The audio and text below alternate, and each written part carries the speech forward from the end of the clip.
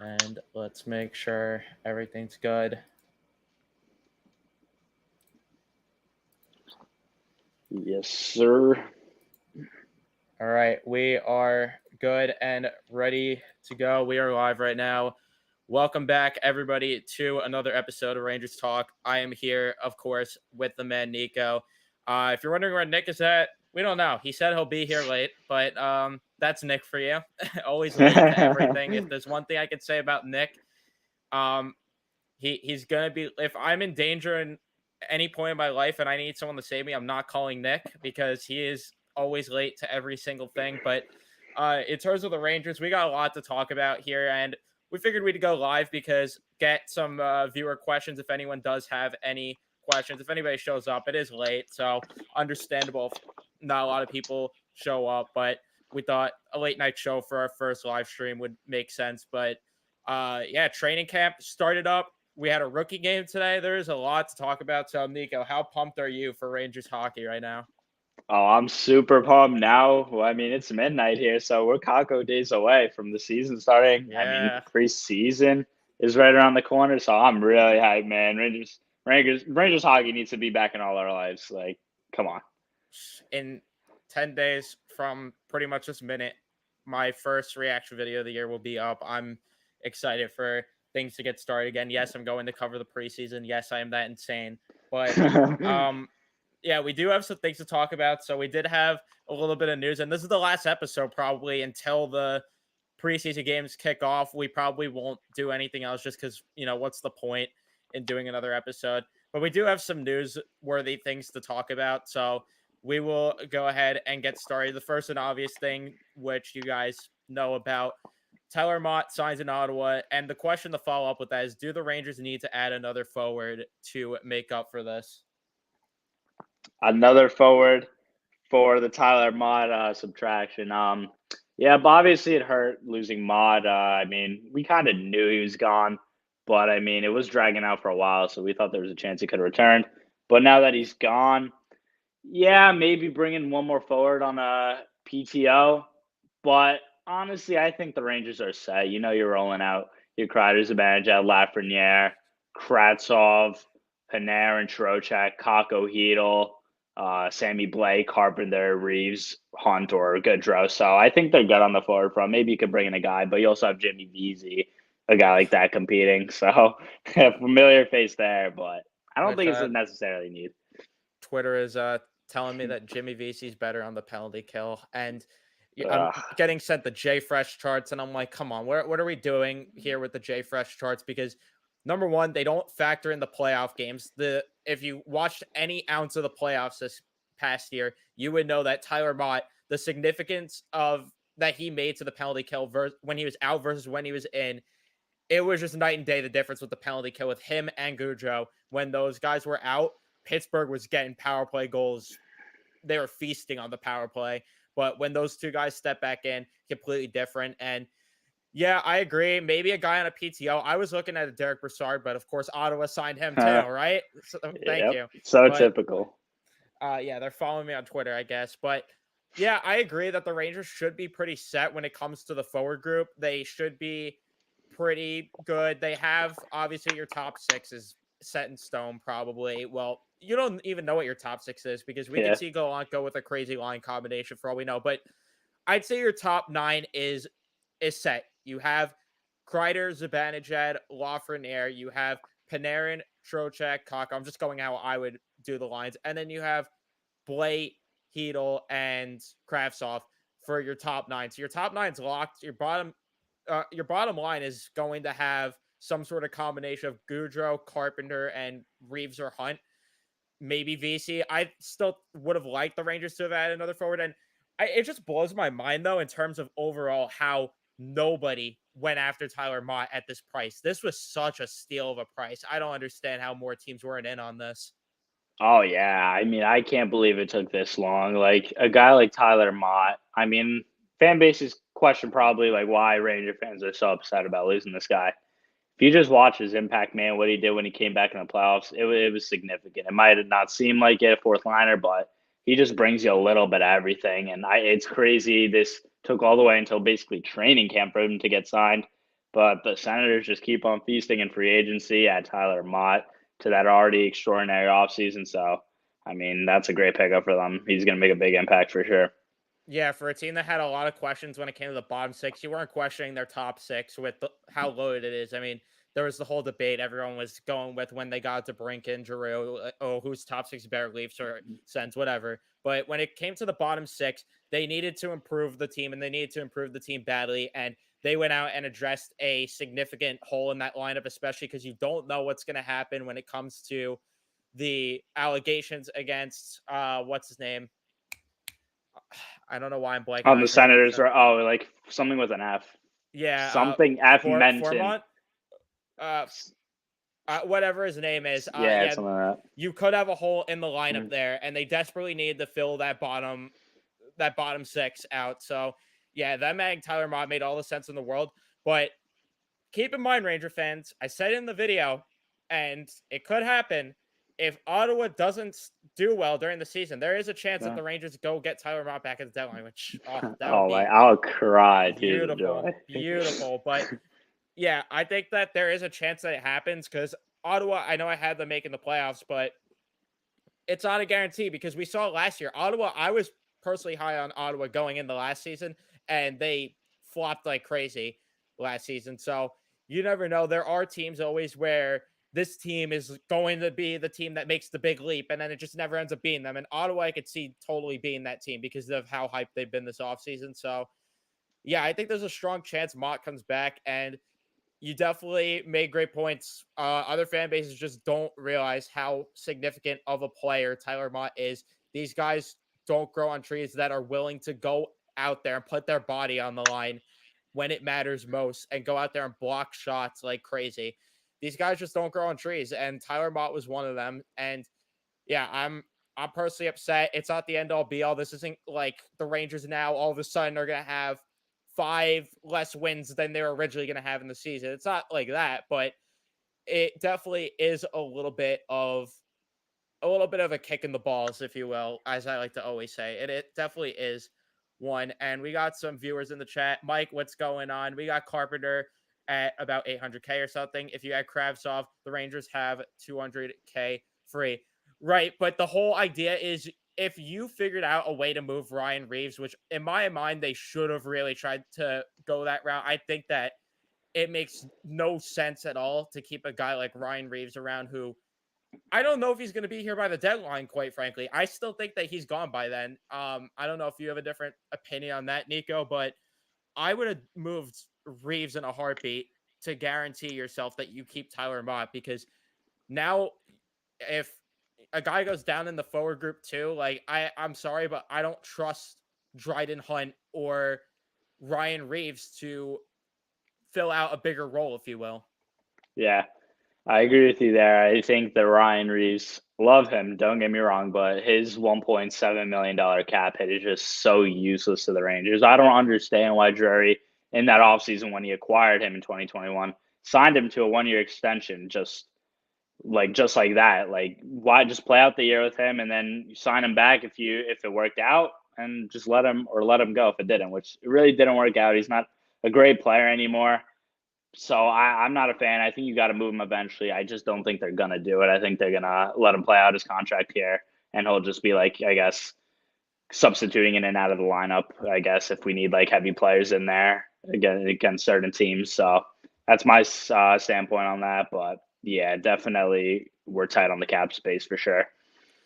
Yeah, it's just the only reason I think he's gone by the deadline is because of the fact that they're going to view someone as a significant upgrade, whether it's a Patrick Kane, whether it is a, I know that's your dream, but whether it's a Patrick Kane, whether it's whoever they're going to go after at the deadline, there is a world where the Rangers are going to have to clear up every ounce of cap that they can. And Ryan Reeves' 1.7 is it's not a significant chunk, but it is a little bit of a chunky contract there for your bottom six. And overall, I mean, I'm willing to move that contract if you have to make a move. So yeah, we'll have to wait and see if they do that. I could also see them keeping him around because Gallant that's Gallant's guy. He's been there with Gallant the entire way through pretty much except for when Gallant was in Florida. But Ryan Reeves has pretty much been Gallant's pet outside of Patrick Nemeth last year, which was just absolutely ridiculous. And Drury had to step in and be like, no, this you can't keep using this toy Gallant. But that's a whole other rant. George, how are you doing tonight? Mike says Revo is a Gallant guy, as I just said, so he is at least starting the season. Gallant wants him in the locker room. Yeah. Agree. There's no doubt that he makes a big impact when it comes to the locker room, and overall just brings the energy to not just the locker room, but the fan base. The fan base loves the Shesty releases, videos, everything. Ryan Reeves is great as a person and just as a locker room guy. But when it comes to overall with the team being better, I'm sorry, Tyler Mott makes the team better and Ryan Reeves does not. Yes, I totally agree. I mean, I love Ryan Reeves. Everyone loves Ryan Reeves. He does a lot in the locker room.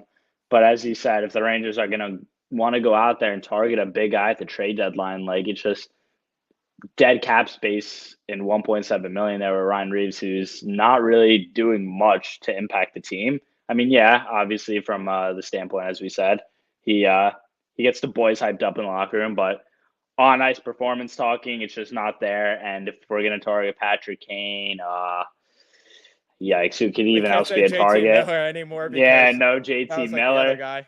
He signs the extension, but there's going to be guys available 100% that you're going to want to go after to, just bulk up this team and get them ready for another big run. So, yeah, I mean, it's just going to have to happen. Unfortunately, I just hope Drury pulls the trigger on a deal. Yeah, completely agree with everything that you said there. And we got another chat. We should bring back John Scott.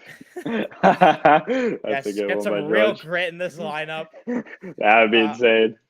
that's a great comment. But yeah, I guess to kind of bounce on the question though here, when it came to should the Rangers add another forward, maybe there are guys internal, and the question is, can Will Culley and or Brendan Othman make the opening night roster? I think they would have to impress a lot these next couple weeks to make the lineup. I think it's a big Molly and stretch, I'm Vince are saying. impressed. Yeah, they are. Look, I think Ottman definitely has the better chance. I really doubt Cully. Maybe Ottman, but like, who I do don't know you if I agree with replace, that. man? I think Will Really? Coley has the better shot. Yeah.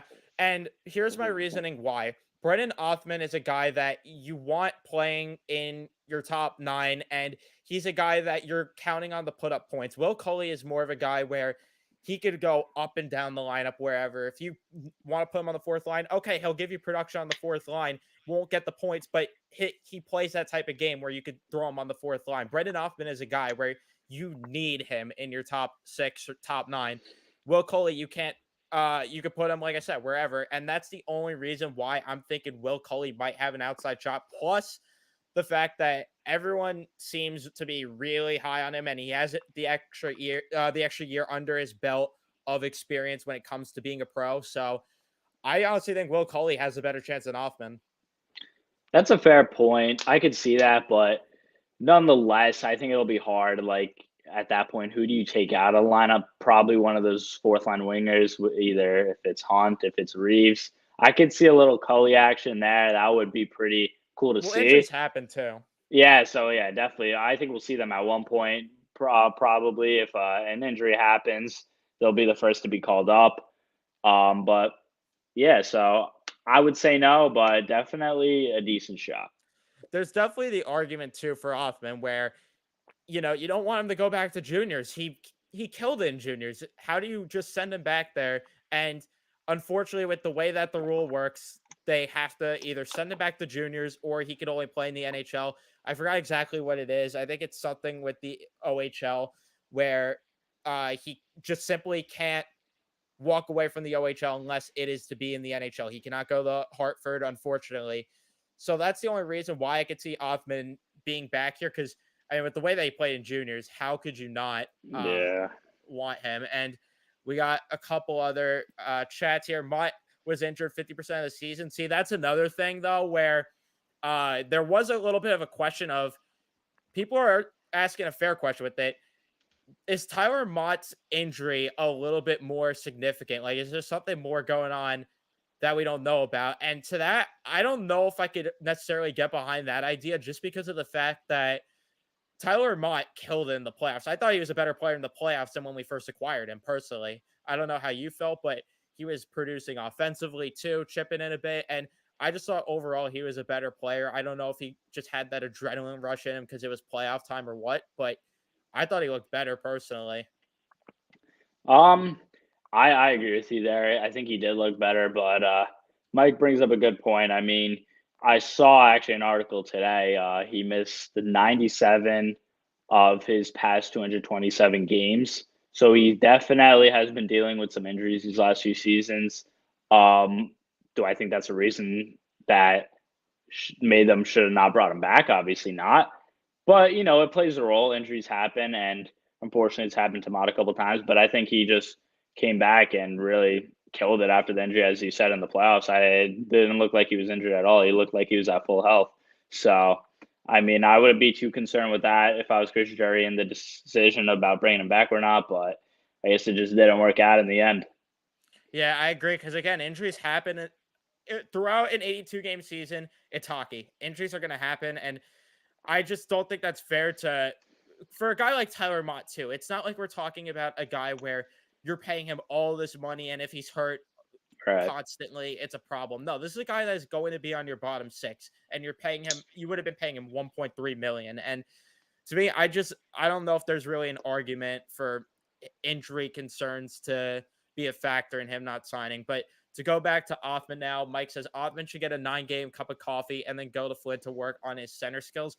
I I don't know if I agree with the 9 game cup of coffee thing because I feel like if he kills it in camp, then you, he's good enough to make the team full time and you play him here, then maybe he gets a cup of coffee. He struggles. Okay, send him back down. But to me, I don't know about the 9 game cup of coffee thing. I know it doesn't affect anything, but it's just what do you do with the lineup in that regard? And I don't know if Gallant's going to want to do that. And management, I don't know if it's smart to just throw him on the fourth line and feed him to the Wolves that way versus sending him back to Flint. Right. I agree there for sure. Um, I don't know if I would give him the 9 game cup of coffee either. Because Amon, right? You said he's a player. He's got to be in your top nine. You can't have Amon trotting out on the fourth line with guys like Barkley, Goodron, Ryan Reeves. The play styles are just completely different there. Um, so it's a tough decision. Like I like Amon a lot. I think he's going to be a really good player in this league, but I just don't see a place for him on the team to start this year. Maybe that time will come if God forbid, Kravtsov, Kako go down. He slots right in. But let's just hope that doesn't happen. And I mean, to work on his center skills, I didn't even know he could really transition that. I I've heard that he could play either wings. I haven't heard anything really about a strong center game, but if the Rangers are going to try to cooperate with Flint and get him to play center, that would be so ideal if he could Oh, learn center. That just lengthens this lineup to an absurd changes level. That everything. that changes the whole thing because Heedle could play the wing then going forward, and you have Offman in the middle with Trocheck and Zibanejad. That would be absolutely huge. And yeah, you said it here. You send him back to Flint to play center. He has nothing to prove on the wing. I agree there. I definitely agree that he should try to play center if he can, because quite frankly, that's just the more ideal position of value there when it comes to not just overall in hockey, but also just for him with this team and team needs. You need a guy that could play center. So I agree that they should just send him back to Flint to work on his center game if you're not going to have him in the NHL full time. Yeah, no doubt. I agree with you 100%. I think he's proved on the wing, as you said. If he can play center, you said move Heedle to the wing, and that just creates so much for the Rangers, and that would be big if he could make that transition. It's not an easy one. Center and wing are two completely different things, but I mean, hey, you never know. Yeah, uh, completely agree. And now circling back again quickly to that fourth line discussion, which after these few comments, we're going to get back on track here. Carpenter should give us pretty close to what Mott did, better at faceoffs and does not get bit by the injury bug. And to that, I agree. And the only thing that makes me really comfortable with Carpenter is he played under Gallant. He knows the system, and I'm sure there was tweaks to the system from when he was with Vegas to here, but He looked comfortable there, and he had career years under Gallant. So I'm feeling comfortable in that regard with Carpenter. But just imagine if the Rangers had Carpenter, Goudreau, and Mott on the fourth line. That is the entire point that I'm trying to nail home here. If you had that fourth line, I'm sorry, but you match that up against any line in hockey, it is going to be a nightmare for teams. Oh man, that got me thinking. Imagine a fourth line of That Goudreau, could be by the Carpenter, Mott. deadline. That would be some story if Mott came back on the trade deadline. They go on to win the cup. Beside the point, though, we don't want to get too ahead of ourselves. Yeah, I like Carpenter, as you said. He was in Gallant's system in Vegas, so I think he could bring us a lot in that regard. He had his best years over there with Gallant, so I think he'll be a similar play style to Tyler Mott. And the fact you got him for only 750,000, I mean, at the league minimum, I think that's pretty good. Like, I thought this guy would have fetched like $1 million. So nice that you got him for the league minimum. It would have been great to get Mott back, but yeah, Goudreau's contract, 3.6 million, and I bought him 6. I mean, he's a tremendous player. I think he deserves close to every penny of it. But I mean, that'd just be sick to have Mott. As This you get comment just made me laugh. That's Made me laugh. super cool. That's a good one. I couldn't help but laugh at that. That's a great comment. That's a good one. Just to get to a few more comments quickly, Connor says faceoffs have a very minuscule effect on puck possession. There are many ways to acquire the puck after the draw. Sure, it would help if we had at least 50% of the dot. Don't forget about Trocheck, though. Yeah, I disagree there. I think that it is a very big impact. Faceoffs, yeah, you could fetch the puck there after. There are ways that you could avoid less puck possession, even with faceoff losses. But still, it just makes life so much easier if you can win that faceoff. Scoring off the draw is something that I feel like is so rare with this team. I feel like it's once in a blue moon. I don't know the last time I saw it outside of Game 6 with Frank Vitrano. But regardless, yeah, it's rare that happens with this team. So, yeah, winning faceoffs is important, in my opinion. But yeah, let's see what your next comment was. With Trocheck, Carpenter, and Mika getting better on the faceoff percentages, they should be better than last year in the faceoff dot. Mika took steps forward. Carpenter is good good down the middle. And then Trocheck, he makes a living out of being good in the faceoff dot. So yeah, 100% agreed there. Othman has played center per Statboy Steven. Perfect. I just need Statboy Steven to give that info. He's usually it's right. the one. Yeah, he's usually the one that breaks the news there to me. Mott is a nice to have, not a must have. I agree with that. I completely agree with that. Good point. Yeah, that's the point that I guess I should have said. Like, that's the perfect way of putting how my opinion of this. Mott isn't needed, but he's nice to have. I completely agree there. But now we will move on and transition over to something that, again, kind of went crazy on Rangers Twitter today because it's just annoying. Niels Awnquist officially wants out. Is this a Rangers problem, or is this just a different situation with another player wanting out? To me, I think this one is on Niels Lundqvist. I just don't like, because he was here, right? He played in the NHL for what, 20-ish games for us? Not even. About that, yeah, maybe even less. Yeah. So, look, he didn't wow us in that. Like, he was not that impressive. Then you get a guy like Braden Schneider who looked a whole lot better. And then it just really left no place for Niels Lundqvist. So, I think for him, he's a good player. Don't get me wrong. But he's got to earn it, man. You can't just request out when you're not getting the minutes. You got to go play hard, and then you'll get your opportunity. I mean, you got your opportunity, didn't do much with it, so just, you got to keep going. That's part of hockey. But I think just requesting a trade out after seeing that happen is just a little childish, in my opinion. So that's my stand on it. Yeah, to me, this is just a completely different situation because the Kravtsov thing, you had the whole debacle where Kravtsov was told, listen, do not come to rookie camp. You are on the opening night roster. You're with the big boys. And that's what Drury told him. That is what management said. So, and then come opening night, he's told he's being sent to Hartford. Completely understand how that could infuriate Kravtsov. Slap in the face. It is a slap in the face. I could completely understand from Kravtsov's perspective how infuriating that probably is. Elias Anderson, that situation, I sort of agree with Elias, sort of don't. Where I agree with Elias is it is unfair the role he was thrown in. He was playing with Michael Haley and Greg McKegg for the longest time in that season, which was just absolutely stupid. I don't understand why David Quinn buried him on the fourth line, but sure. And then Philip Hedl was lighting it up that year, comes back up, never looks back. My problem with Elias is he couldn't accept the demotion there. And the other problem is the track record with Elias. That gold medal being thrown into the crowd should have been a red flag, man. That should have been a red flag that, yeah, this guy, maybe we should stay a little clear of drafting him. I'm sorry, but there Gordy Clark had to have not done his due diligence with some of these guys in terms of character because it's only a problem with players coming from overseas. It's only a problem with players from there. I don't understand it. Yeah, 110%.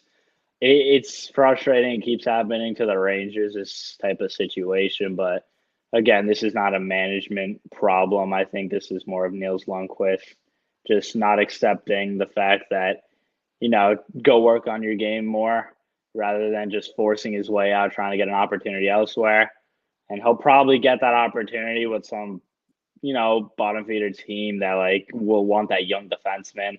But it's just annoying because he drafted this guy with such high hopes, and now what are you going to get back at most? Like a second round pick is what we're hearing. So that's unfortunate. I mean, they were saying they want a top or like a center, if I'm not Yeah, mistaken.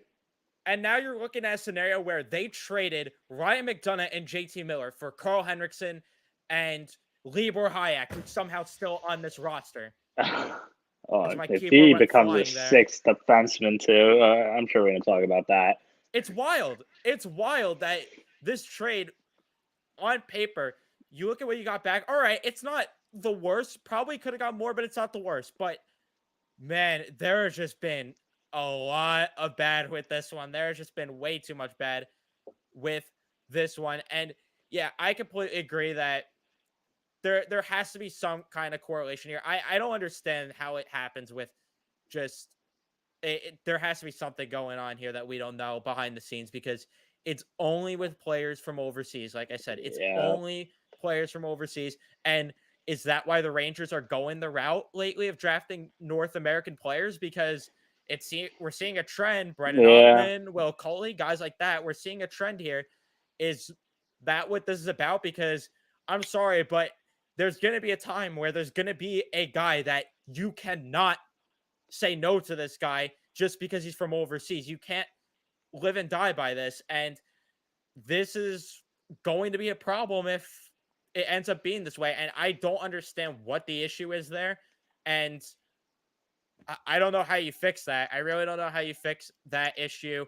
Scouts maybe doing a better job. I don't know what you could do in that front. But yeah, in terms of that, and I also am wondering if Niels Lundqvist is collecting his money while he's not playing because if he's collecting his money, then just that makes me even more mad at Niels because you're really gonna yeah, collect your money at home and sit on your couch instead of actually coming and trying to say, hey, this is going to be my spot. I'm going to be on the opening night roster. You really can't come in to camp and do that like Zach Jones is doing, like Matt Robertson's doing. yeah, You really can't do that.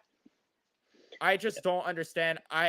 It's another scenario where it's just what's going on, and I also wonder if there's a correlation between Claude Lemieux and the Rangers organization because we know mm, things ended very sour with Brendan. We know things ended that's a good very point. sour with Brendan Lemieux, and I wonder if there's a correlation between some some beef between the Rangers organization and the Lemieux family there. I don't know if there's a connection there. Maybe there is, but to me, this is just ridiculous that we're here again. It's ridiculous. Yeah, it's getting really bad, I think. I mean, I don't know if he's gonna get dealt soon. Is he gonna, is this gonna be another Kravtsov type situation where it's lingering? I mean, who really knows? But it's getting frustrating for sure. I mean, we see Drury. He's taken the routes of going with a lot more North American players ever since he's got here. Like he's only acquired North American players if you really think about it. Barclay Goodrow, Ryan Reeves, um, he's there's so many more. Like the past two drafts drafting Americans in the first round, Canadians. So I don't know. It could be a problem with overseas players potentially. Who knows? But it's really just unfortunate the Rangers are in this trap once again, and it happens to no other team. Like it's a bad look. Well, part of the problem with it being these overseas players is they're coming over at 18, 19 years old to North America. And Yeah, Chris, or not Chris Drury, because at the time it was Jeff Gordon, the Jeff Gordon regime. They did a awful, awful job with Elias Anderson too, which I completely neglected to mention. I'm sorry about that, but they completely messed up that entire situation too, because Elias Anderson wanted to do his rehab, wanted to do his training with Mika Zibanejad living there, and the Rangers told him, no, you need to go to Hartford. And I just don't understand why they couldn't let Elias Anderson just go where he's comfortable. You know, he's coming from overseas. He's 18, 19 years old, and the only guy he's really comfortable with is Mika Zibanejad. I don't understand if he wants to do his training, do his rehab, whatever, with Zibanejad, why that's such an issue. But it's a combination of both. But with this, I think this is just a completely different scenario of Niels Lundqvist is looking at the logjam until there's a story that comes out otherwise. To me, this has to be just a matter of a logjam. But it wouldn't shock me if something came out because we saw Kako was pissed with this organization. But granted, that was with David Quinn. But who knows even what he's thinking, getting scratched in Game 6 too. Like Ooh, I David I Gray, don't know. it's a tough But let's situation. get to the chat and see what they're thinking. This is the organization, has players that play their way up the lineup, and he lost a spot. Exactly, yeah. But at the same time, he needs to say, all right, this is my job. I'm going to go in here, win this last defensive spot.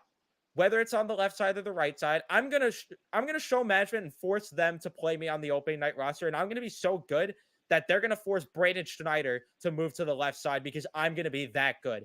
That's the attitude he should have had coming into camp.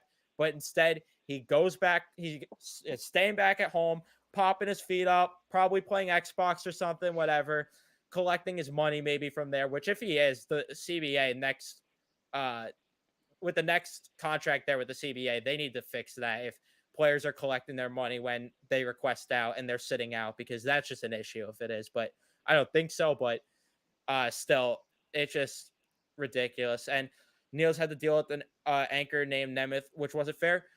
Yeah, fair. But Nemeth is gone now. Nemeth is gone. This is a new year. This should be a new chapter in his life, and it's a new season. He needs to come in to camp ready to go. Simple as that. Yeah, I totally agree. I really don't have anything more to add on. You're hitting all the nails on the head. Elias was a sore loser. He spent his time not gonna read that about playing time without the effort. Yeah, Elias Anderson. I mean, there was there was a combination of things with Elias Anderson there. Yeah, He obviously, like I said, he wanted to do his rehab, wanted to do his training with Mika, and the organization said no for whatever reason. But yeah, there definitely was some character concerns with Elias too, because I mean, throwing the medal into the crowd, man, like that. Come on, come on. And Connor terrible. says it could be a cultural barrier that's created with the overseas players. Kako is a great example, coming into the biggest sports city in the world with minimal comfort in a new country. Yeah, that's what my point is, that these guys are coming over at 18, 19 years old from a completely different country to the biggest city in the world. And to me, the Rangers have to find a way as an organization to welcome these players to North America better. Try to make these guys more comfortable when they're coming over. Make them want to be a part of the organization. We have your back. We are here for you when you need us. You're 18, 19 years old. We are going to be here for you. It is not easy moving away from your families to come play this game. And not only just play this game, you have to adapt to the North American lifestyle.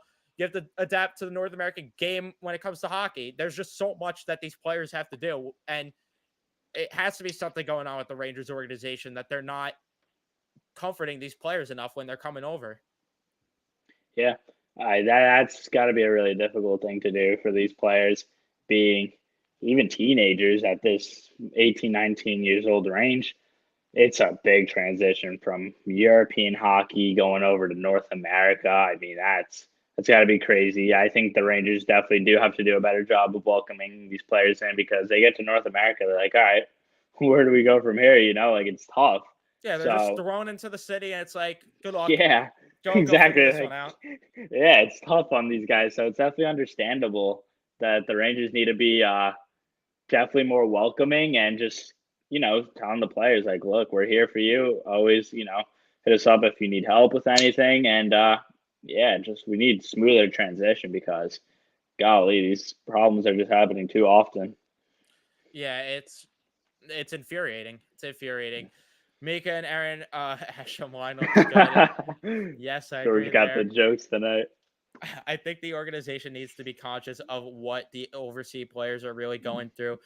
Maybe ease them into not just a certain role, but the whole life of being an American pro. Exactly what we just said. Thank you. And you probably commented that before we started talking about that point. But yeah, you're don't need to further expand on that. You're pretty much just agreeing with what we said. And yeah, you couldn't have said it any better. Neil should come to steal spot at camp. If he doesn't make the lineup, he at least builds his value.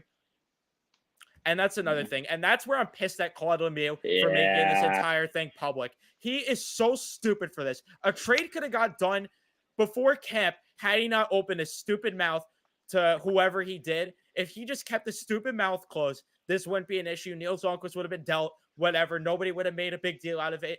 And it would have came out after, oh, he requested a trade, whatever. But Claude Lemieux, for whatever reason, had to open his stupid mouth, just like he Yeah. constantly does. I'm so tired of it. It sucks because Him and his son. Jerry. Yeah, Jerry's a good at keeping things on the low. He never likes to leak out any information about what's going on with the team. So that definitely pissed him off. I know a lot. So thanks a lot, Claude Lemieux. And also, this can't be an organizational thing because Drury doesn't even know. The first day the media was talking to him, he's like, I literally have no information of what Niels Lundqvist's plans are. I don't know if he's reporting the camp or not. He had no clue. He had no clue. Crazy. And yes, yeah, Claude is exactly this. That's exactly what he is. There's no question. I can't stand him, and his son's no better, quite frankly. They should all move in with Kreider. The man picks up languages super quick. Yeah, move in with Kreider. But at the same time, again, this organization can't accommodate these players, and it's apparently a problem if they want to live with certain players. But we'll move on now. So to the next conversation. So with this, though, obviously there is a big glaring hole when it comes to the defensive squad on the left side, third pair. And who should the Rangers' third pair D-man be on the left side? Jones, Schneider, or do they go outside of the organization for this one, whether it's a PTO or a trade, Rasmus Sandin, or a trade? I would love Rasmus Sandin. If you welcome Uh, him on the third pairing, I'm saying 100% yes to that. But I'm not trying to trot out no Zdeno Chara out there on a PTO. Please, we're not doing that. But I'm not trusting yeah, Arthur Staple, so this yeah, you guy, can't trust I don't him. understand him. So he tweets or makes an article a couple weeks ago. The Rangers are looking to add a PTO defenseman. Then 2 days ago, the Rangers are no longer looking to add defenseman on a PTO. Yeah, Then yesterday with the media, Drury's like, yeah, we're open to adding a guy to a PTO. And now Arthur Staple looks stupid. yeah, you got to make it make sense there. But Go the back to the Rangers, Islanders. Sorry, yeah, continue. really. I think it should be Jones, man. Give the kid the shot. I think he's been in here and just some little what the hell's the word for it? Like I don't even know, but he's just been here like up and down sometimes. But I think you give him a go, you play him and play him with Schneider on that third D pairing. I think they could be something special. Those two young guys. You got Jones, the smaller guy provides your offensive defenseman, can play good defense too, and then you got Schneider, the big body. I think they make for a really good pairing there for sure. I completely agree. If you have those two playing with each other, that would just be absolutely beautiful to see. That could be potentially a light version of the Fox Lindgren pair that we currently have. That's what I think, at least. But even then, I mean, I think Schneider's ceiling is better than he could become better than Lindgren. I don't think that's really a debate there. And right-handed defensemen either way have more value in this league at the end of the day. So yeah, I agree. I think that Jones should win the job. Why did I put Schneider there? I meant to put Robertson. I just realized. Oh my god, I'm so bad. I meant to put Robertson, not Schneider. Sorry, Yeah. everybody. Meant to put Robertson there. We'll fix that. As I pull a mark from Big Apple Hockey there. If you know, you know. But should all right. Starting again. Should it be Jones or Robertson? Does that change the answer to your question? I should say. Oh, it definitely does, and I'm going with Jones. Robertson, he's an impressive defenseman, don't get it wrong, but I think Jones has the more experience, and I think he is going to really have a good season. I think he has a lot to prove, and he's got a big chip on his shoulder. It's not just that for me. It's the fact, well, he worked all summer, gained 10 pounds, which is huge because he was getting pushed around a lot. You noticed it when he was playing in the NHL for those couple games last year, how much he was getting pushed around. Uh, so yeah, I agree that should be Jones. It just I love his attitude also. There's a reason this guy was Yes. wearing the C in the rookie game tonight because his attitude is just it's so So team first. this is exactly how you handle a situation, Mr. Niels Awnquist. This is how you handle a situation like this. You come to camp, you come and work. And he was asked by the media on the first day, aren't you a bit too old to be here?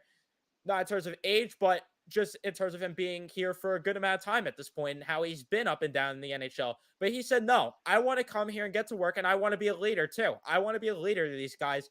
And it just shows a lot of character from the guy. It shows me that he has such a care for this organization, that he genuinely wants to be here. I love Zach Jones' attitude about the entire thing. And not only do I want him to not only do I think he deserves it just in terms of play, but he also just deserves it in terms of just his entire attitude too. He has just been an absolute pro about this. Even when he's getting sent down, I'm going to go to Hartford. I'm going to work and I'm going to force the organization to call me back up. I am going to make them look stupid and I am going to prove them that I need to be here every single day in the lineup. I would love for Zach Jones to be in the lineup every day. And it's no Aaron Robertson because Robertson hasn't done any wrong, but it's just the fact that he's a bigger defenseman, and I just don't think he's as ready. At the end of the day, I just don't think he's as ready. I like Robertson. I like when they drafted him. I think he gets a cup of coffee this year. I think that if there's an injury, he should be the first guy up because if Libor Hayek is playing, we're going to be in the trenches here, man.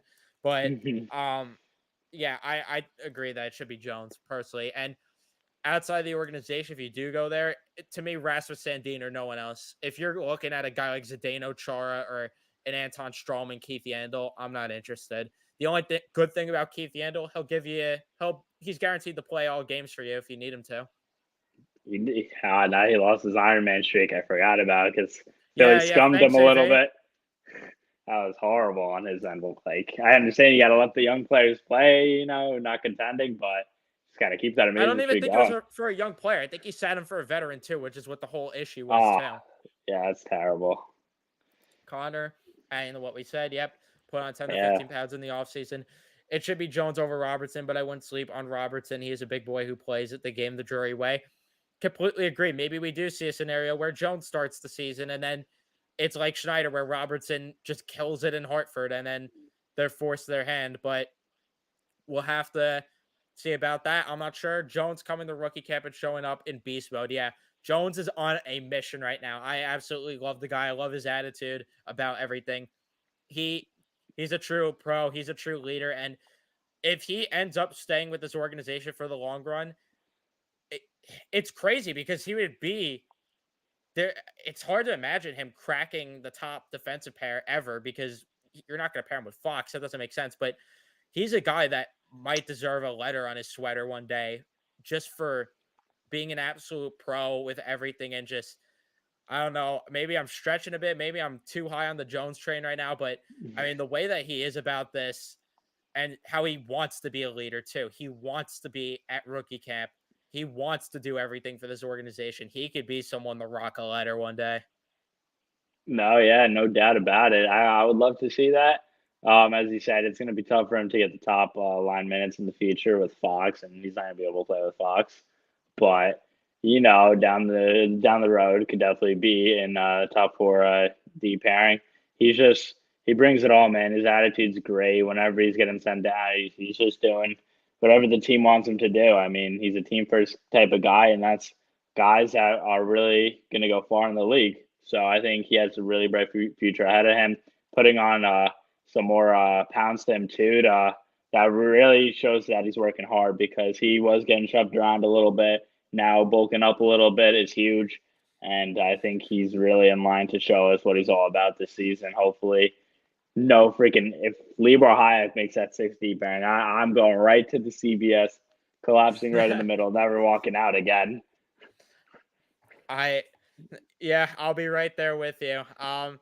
But yeah, imagine Jones somehow wins the Calder, man. Oh, imagine that. Oh, that would be great. It's gonna be hard as a bottom pair defenseman, but Yeah, it's the so points crazy are right now. there. If Jones has a big year, your defense, oh my god, this defense is just absolutely unreal. And to think that it sucks though with Niels too, again, because you one day could have had your defense be Lindgren, Fox. Well, I probably would have put Miller on the first pair at some point, but just for argument's sake, you keep Lindgren, Fox together. Lindgren, Fox, Miller, Schneider, Jones, Lundqvist. Oh my Oh my, god. That that could have been sounds spicy to so me. amazing. But thanks, Niels. But yeah, we'll go back to the chat for a couple questions before we move on. Aiden, welcome to the show. How are you feeling about the prospect game for the day? I don't know if they streamed it or anything because I didn't. I tried looking for a stream, I couldn't find one. Um, I don't even know exactly who scored or anything. I'm gonna be honest, I have no idea what happened. All I saw is the game went to overtime. Do you Yeah, have I have any no info of idea when either. the? Yeah, we're not Wait, too did they sure. win in overtime or they lost? No idea. I think they lost because someone I think tweeted the season's over already. We got from George. Hey, if the Speaking of, game's on TNT. hey, speaking of Twitter though, there is a couple questions on Twitter, going around, and I want to throw one in here. Are the Rangers better this year than they were last year? Um, if we're thinking post deadline, they aren't. How are we basing it? Um, You I want guess to both. do like I guess both? All both right. because that was the direction I was kind of take things. Yeah. See, I'm going to talk about post deadline first, and obviously, no. Right now, they aren't a better team than what they were at the post deadline. However, if you have your guys like Kako and Lafreniere who now step into that top six and hopefully develop in what we really thought they would be when we drafted them picks 1 and 2, I think they're right up there for being just as good as that post deadline team. I mean, obviously you lost Mott, you lost Cop, you lost Vetrano, but you lost Strom, but you had Trocheck, who's a big upgrade over Strom. Obviously, yeah, losing Vetrano and Cop sucks, but you're gonna have Kako and Lafreniere hopefully to fill their shoes big time this year. And then you also had guys like Carpenter, Kratzov is coming in, freaking Sammy Blay. I mean, I was mess up his name for some reason. But yeah, he's coming in too from the injury. So I think, and now with adding Zach Jones, like honestly, it's honestly not that far behind. And then once you probably have like a big guy at the trade deadline, like it's gonna be good. And then once Kako and Lafreniere develop, I'm really happy with it. And then pre-deadline, I think there's no doubt they're better. I think you added Trocheck for Strom, Oh and yeah. then yeah, that's a huge upgrade as we know. And then you have just guys like Kratzov, Jones coming in. I think this team is ready to take an even bigger step this year.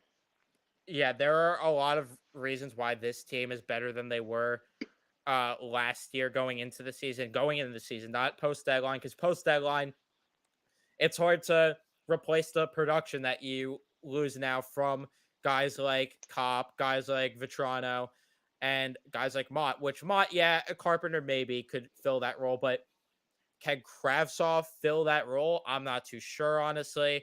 Uh, but yeah, it's tough. Justin Braun's replaceable, but just to throw his name because he was a deadline acquisition. But in terms of going into the season, this team is far and away better. For starters, like you mentioned, you have Kravtsov on the team. You also have Trocheck instead of Strom. That is an upgrade.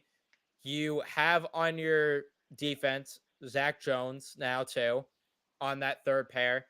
And overall, just the team has another year of experience. They have playoff experience under their belt. They have Eastern Conference Finals experience. I don't think that is stress enough. I don't think that it's something that people should be sleeping on. You're getting another year of the kid line that you had last year, which if they play anything like they did in the playoffs, I mean, this team is going to go.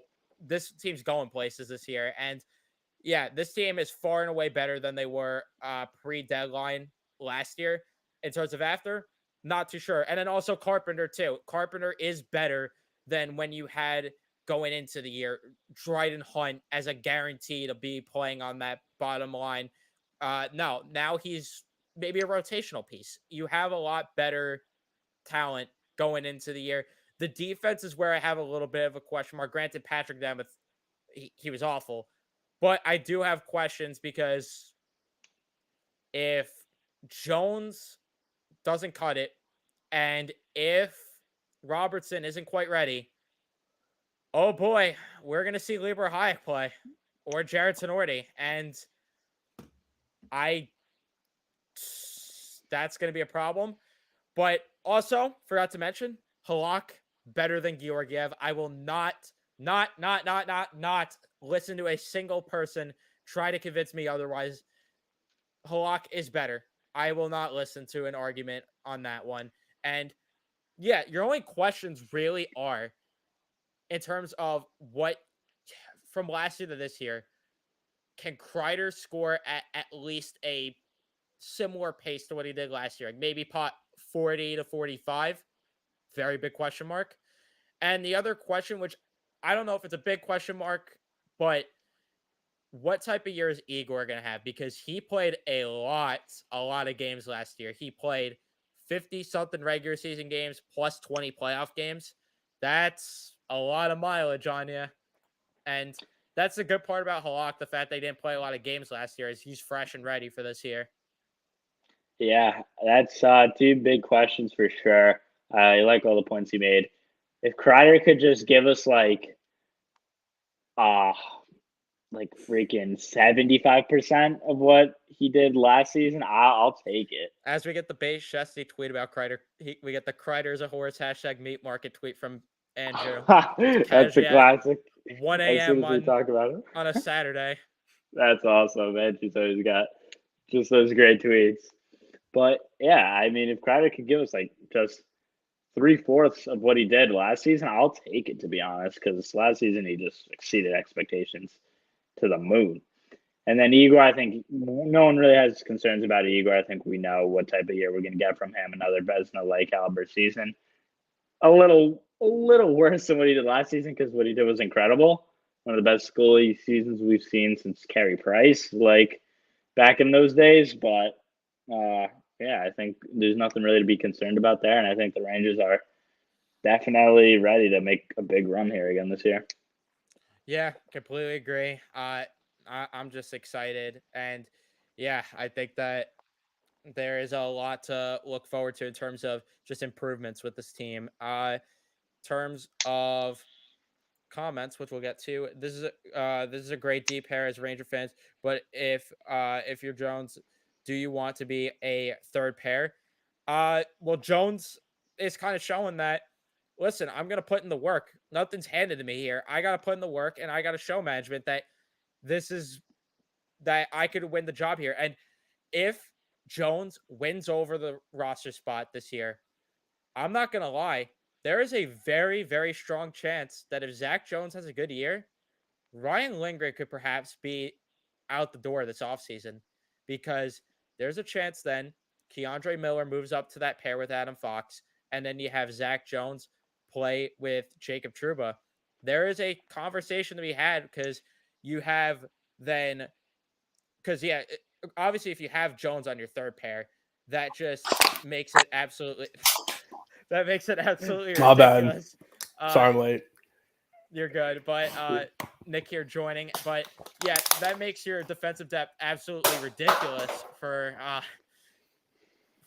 the time being. But uh, the Rangers are going to need cap space at the end of the day, and there's a chance that if Jones does have a really strong year, that you do look at a scenario where you clear out Barclay Goodrow and Ryan Lindgren this offseason, free up a lot of cap space. You could go make a splash in free agency, or you could get Patrick Kane. No, but in all seriousness, you have a lot of flexibility if Jones can be that guy, if he could be him. But let's see what Mike was saying. Starting the season, yes, way better than last season. Not sure if we are trade deadline good yet. Yeah, I agree. This team is not the level they were at the trade deadline. Uh, Nick, I think you could agree with that as well. Wait, what are we talking about? Uh, Sorry. are the Rangers a better team that right now than they were at the trade deadline last year? Well, no, because you added depth at the deadline, but I joined on my phone earlier, but you didn't put me in. But no, I heard you guys talking. We're a better team just because of the experience, like you said, and the fact now we have Trocheck over Strome. But I mean, right now where we are at compared to the deadline last year, we're not better, but we're closer, To than we that were. level. Yeah, to that level than we were a year ago at opening night. If that makes any sense. I agree. And if Kravtsov does have a big year, that changes the entire complexion of this. And this could be if Kravtsov could break out and Lafreniere, Kako, Hedel all have big years and build on what they did in the postseason. This would make the deadline so much easier because now all you have to do trade low end draft picks, grab some depth players, grab Tyler Mott back, of course, but no, grab a couple depth pieces and you're ready to go for the deadline. You don't have to go out and get a Patrick Kane. You don't have to go out and get a big name player. You could go out, just trade low end draft picks, go ahead and get the guys that you need to fill out the holes that you have in the roster. But obviously, all those guys aren't going to be good. I at least don't think it is. If that ends up being the case, we're in a great spot. But at the end of the day, I don't know if that's realistic. Yeah, I don't know. I mean, as you said earlier, like Lindgren and Goodrow, guys are gonna have to be moved like that potentially at the end of the season if Jones really wows us. He moves up with Truba, and then you have Miller with Fox. I mean, it kind of is unfortunate. Like the guy I think all of us want to be moved here is Jacob Truba's $8 million, but obviously you can't do that just yet. I don't know if that'll ever happen, but yeah, I mean Lindgren and Goudreau are both tied up to what 7 million in total. So it's really a question you have to ask. Like, do we want to just free up this cap space, try and make a big play in free agency if Jones impresses us enough, and then can grab another guy like Tyler Mott to replace Goudreau that's not worth 3.6 million? It's questions you have to ask.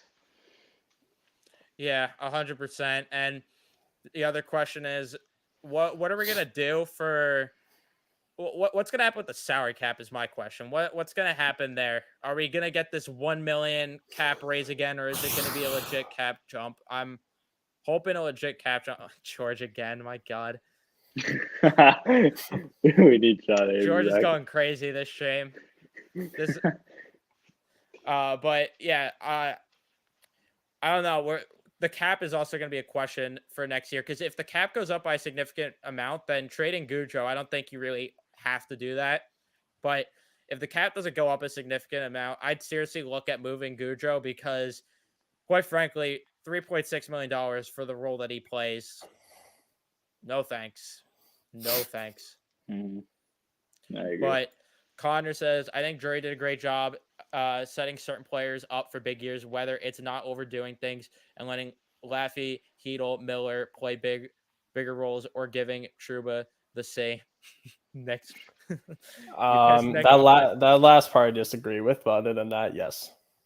yeah, completely agree that Drury did do a good job opening up roster spots. And I'm glad that he didn't just hold tight and be like, yeah, we traded all these assets. We got to keep these guys like Vetrano and Cop.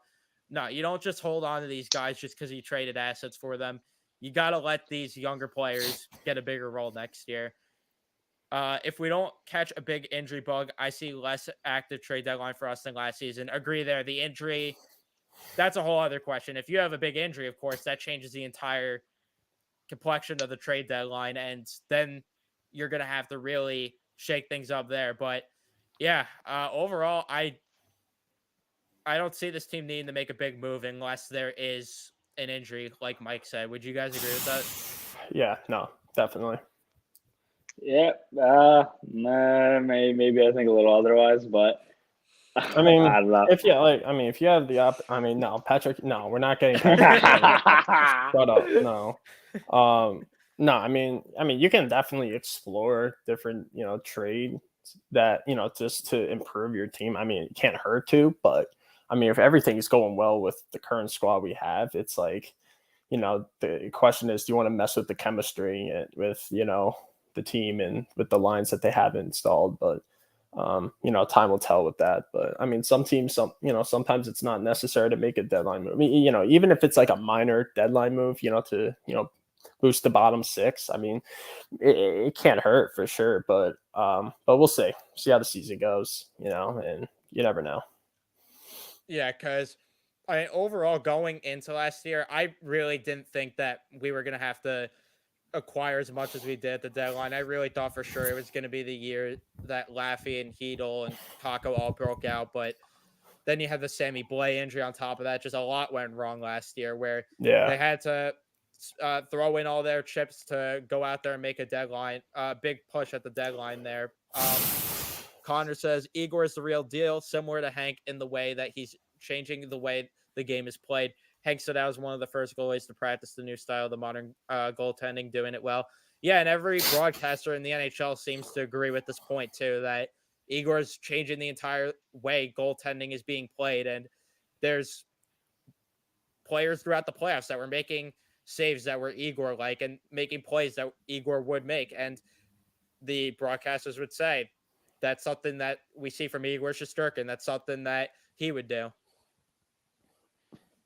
No, yeah, no doubt. I think Igor, he's just fantastic. There's not enough to describe what the man does for our team. He's definitely changing the style of how goaltending is being played nowadays. He just brings so many just good aspects of the game and just what he brings. It's unreal, and I think he'll have another big year. Yeah, I agree with this. I think we could see back-to-back Vezinas. That's my prediction, and I think it's gonna. I think it really could happen. I mean, UC Soros, Andrei Vasilevsky, in my mind, are the only two goalies in that conversation there that could beat him. But even then, Andrei Vasilevsky is more of a guy like, yeah, I'll just step it up in the postseason. I don't have to really ramp things up in the regular season. My team's good enough to score enough goals. He'll show up when it matters. UC Soros, in my opinion, is really the only one in Igor's way personally, because in my opinion, those are the top three goalies in the league. I don't know if you guys would agree with that or not, but yeah, I think UC Soros is the only one in the way of that. Yeah, I think Thatcher Demko could be in line for a big year in Vancouver. I think he's another threat to potentially win the Vezina. But yeah, I think it's really Igor's right up there, of course. I think he very easily can go back-to-back. UC Soros is another good pick, of course. They ramped up their defense a little bit too. So it'll be a good battle, but I'm just hoping he could pull out the back-to-back here.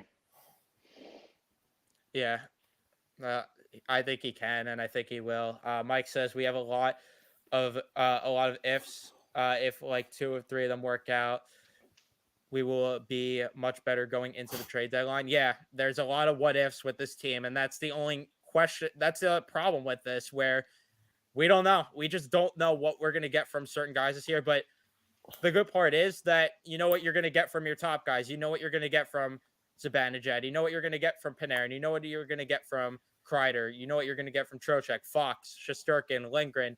Miller's going to progress, because Miller, I don't think it's a what if for him. He showed that he is going to progress. He was unreal in the playoffs and down the stretch last year.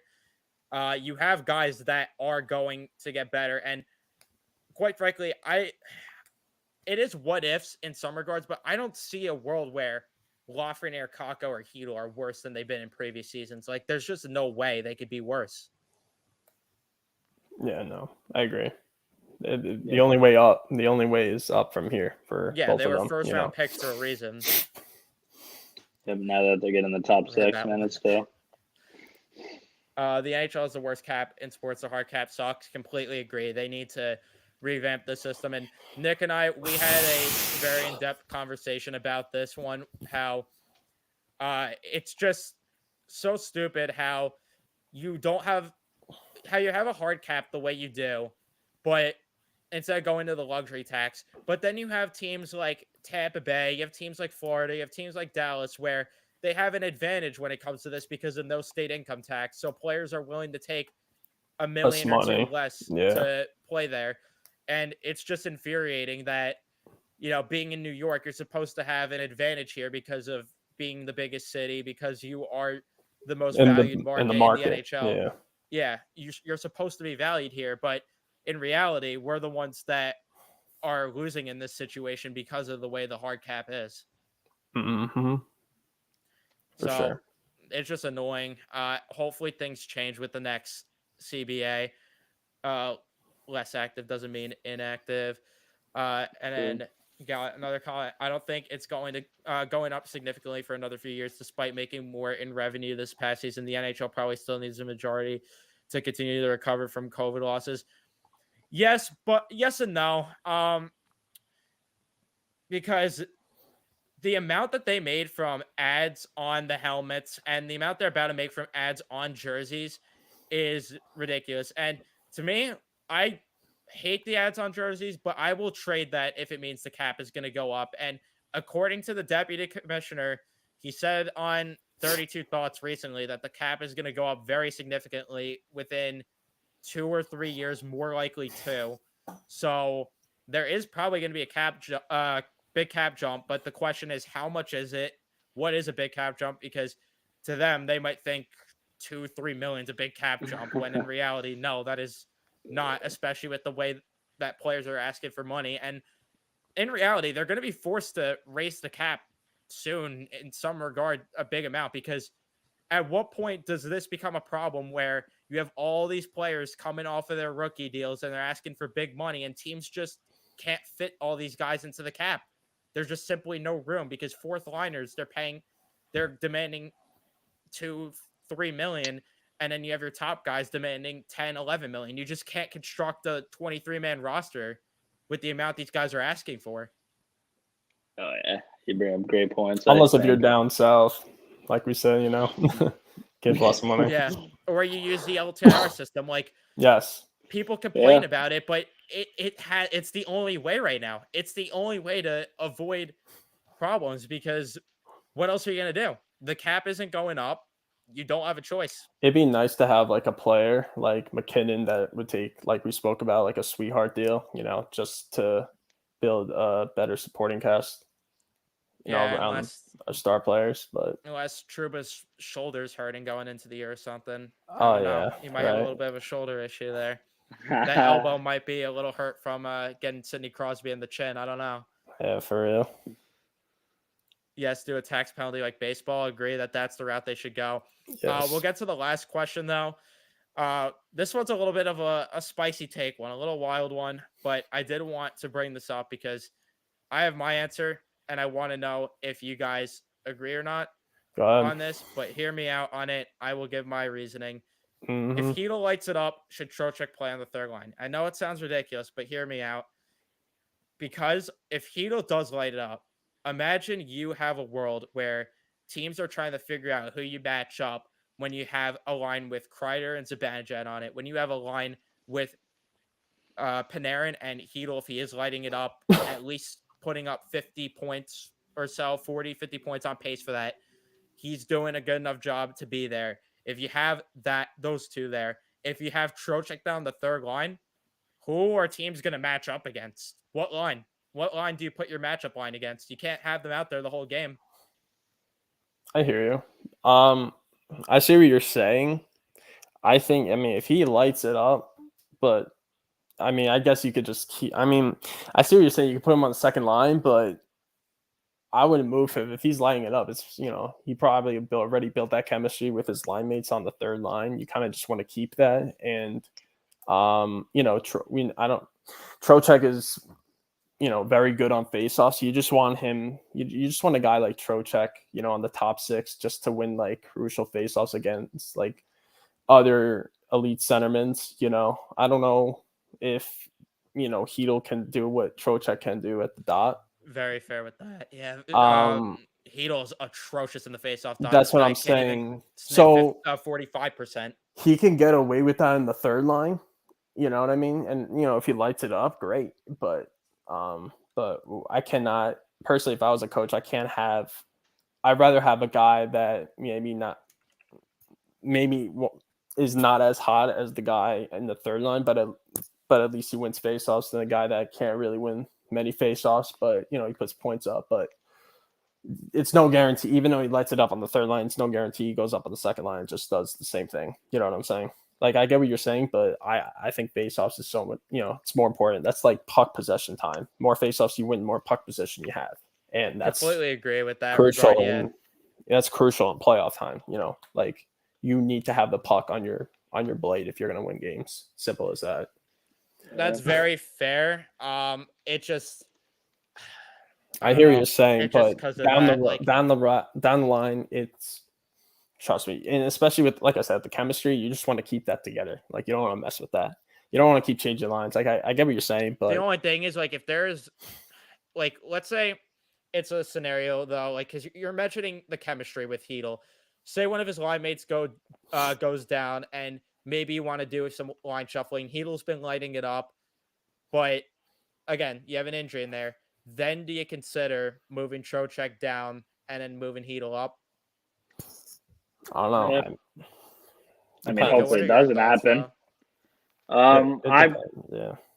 I probably agree more with Nick. I think the chemistry is a big part. I mean, if Hedel's lighting it up on that third line, then why change it? I think Trocheck's a crucial piece in the top six. I think him and Zibanejad up the middle, two terrific two-way centers that could win faceoffs, is something you really don't want to mess with. And then I think Hedel with him, and hopefully we see him with Sammy Blais and Vitaly Kravtsov. I think that can make for a really good third line all year. So I probably wouldn't, in the unfortunate event of an injury, sure, if like Sammy Blais goes down again, hopefully he doesn't. But if it does happen, then I could see a little shift around where you put down Trocheck to, try and balance it out a little bit, and then have Hedel up there with Zibanejad as the 1-2. It's not a bad idea, but yeah, I would probably just go the route of keeping Trocheck up there. As you said, can win faceoff, give us the key puck possession, and that's huge in the playoffs, obviously. So yeah, I would go with that route. And we spoke about this, Evan. Like in playoffs, you need like a bottom six that can produce. Like we want to have a third line that can light it up. If this is the case, we want to have that in the playoffs. I mean, look, it got us pretty far in 2014. With Broussard, Zook, Pouliot, and this year with Hedel, Kakko, Laffy. It does wonders to have a strong. Not only bottom six, you want to have a strong bottom six, third and fourth line. It does wonders, obviously. I mean, you need a good bottom six anyways to win a cup anyway, but like why mess with it? If that third line's strong, why mess with it, and it's going to pay off down the line too. So I feel like that's kind of the missing piece here too, though. I really feel like there's a missing piece on this third line, because if you could have a world where Sammy Blais is playing on the fourth line versus the third line, you get yourself a better top nine forward, like they're interested in reportedly for Niels. That changes a lot too, because if you could get a line where I really want them to try to get a third line center. If you could get a bona fide third line center, drop Hedel to the wing. Wing. Yeah. Yeah, I prefer Hedel on the wing personally. I think that he would play a lot better of a game there. Just not only in terms of the fact that he doesn't win faceoffs, I think that, it takes defensive responsibilities away from him. So you open up more of an offensive game for him to light things up. I think he has more value on the wing. Then you have Hedel and then whoever is centering that line in Kravtsov. I feel like that might be the missing piece that they try to add at the deadline. But I also still see a world where they roll with the K line all season long because it worked last year in the playoffs. Yeah. Yeah. I mean, That's just like roll with awesome. whatever works. I mean, at the end of the day, you want to get yourself as high, in the standings just to have a strong start in the playoffs. You don't want to go up against a team that's, And you want home ice. and you want home ice, and we saw, usually in games, when you go to game 7, like Pittsburgh, home ice is huge, so, yeah, you just want to, but again, you just want you want to make the road as easy as possible for you. And that starts in the regular season, because the easier the road is in the playoffs, right from the start, the more likely that, you'll make a deeper run. Because if you go hard on yourself and make it difficult from round one, game one, it's going to be a uphill battle, to the cup. But we want to do a kind of like what Colorado did, play as little games as possible, just to conserve a lot of energy. So when we get on the bigger stage in the conference final or cup final, we'll be ready, and we'll just come out right out of the gates hot. And maybe we go up against a team that's been through a lot, and that's torn down, and we'll take advantage of that. And that's what you got to do. But again, that starts in the regular season. You just got to put yourself in a good position, and once you do, then you just have to execute and take advantage from there. Yeah, completely agree. Did you want to add something, Nico, before I start talking? Yeah, go ahead. I agree with everything Nick said. Yeah, I completely agree. And you just look, it just sucks though. We spoke about this, Nick, how being in the Eastern Conference is just so much more of a pain. Like the Avs, they're just feasting, going to town on these teams in the Western Conference, having that route to the Stanley Cup Finals, all to them. It's theirs to lose. Yeah. And for us, not necessarily like that. We have a Carolina to go up against. There's a Tampa Bay they go against. Toronto, they choke in the first round, yes, but if they get out of the first round, they still could be. They could be a legit threat. They could be a legit threat, especially if Murray or Samsonov end up turning it around and having seasons that they desperately need to have, not only for their sake but Toronto's. But Toronto could be a threat. Florida could easily be a threat. Almost every team, really. I mean, even like teams like Columbus, like they could be sneaky. Yeah, whoever's a wild card team could be sneaky. Like the Boston Bruins, did we not mention, could be the 8 seed if everyone is healthy by playoff time. Yeah, everyone's legit in the East. I mean, you could say Philadelphia, but I mean, if Torts gets that locker room straightened out and plays John Tortorella hockey, I mean, I'm not gonna say they're gonna be like first top 3 in the division or conference, but I mean, watch out. Like, Montreal is only 2 years removed from a cup Stanley Cup run, so there's guys in that room that know how to win. And just to talk about the bottom here, the Islanders, they were in the playoffs not too long ago too. New Jersey, their coaching, you question that there, but if they could get some good goaltending and if they could get some better depth scoring and their forward group could step up a bit, then they could become a threat. There's just so much in the Eastern Conference. Buffalo too. If they could get their goaltending together, they could even sneak into a wild card spot. Will they make noise in the playoffs? I'm not too sure about that. But the playoffs are playoffs. Exactly. Anything could happen come playoff time. So there's no easy. There's nothing easy in this Eastern Conference. But the West, I mean, Colorado, Edmonton, Calgary. Is that fair to say? Is there a team that I'm missing there? If Vegas maybe gets in, maybe Vegas makes noise, but that's a big maybe. Outside of that, I mean, who's in Colorado's way realistically, except maybe those 3 teams, which even then, come on, they're far and away better than those teams. It's just crazy to think about, like we spoke about, if Colorado was in the East, it'd be a completely, different story. Animal. I mean, do they win the cup? I don't know if they do, honestly. Because they might have ran out of gas by the time the cup final. They'd be playing 6 Tampa games, Bay 6 ran games. Out of gas. Yeah, exactly. Yeah. Because it's a battle. It's a bloodbath in the East. It's just crazy. Like 10 years ago, the West was this powerhouse with Chicago, Nashville, Anaheim. Like Arizona was actually decent. And, they made it to the conference final one year.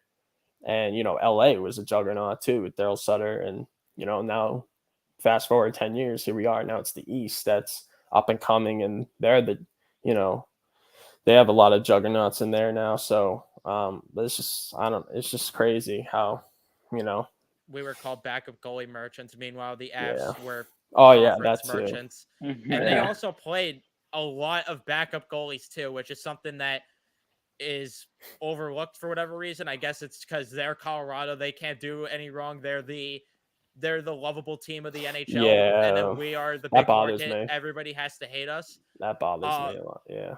I don't know if it's that, but I mean, Colorado, you could argue that they kind of got bailed out too.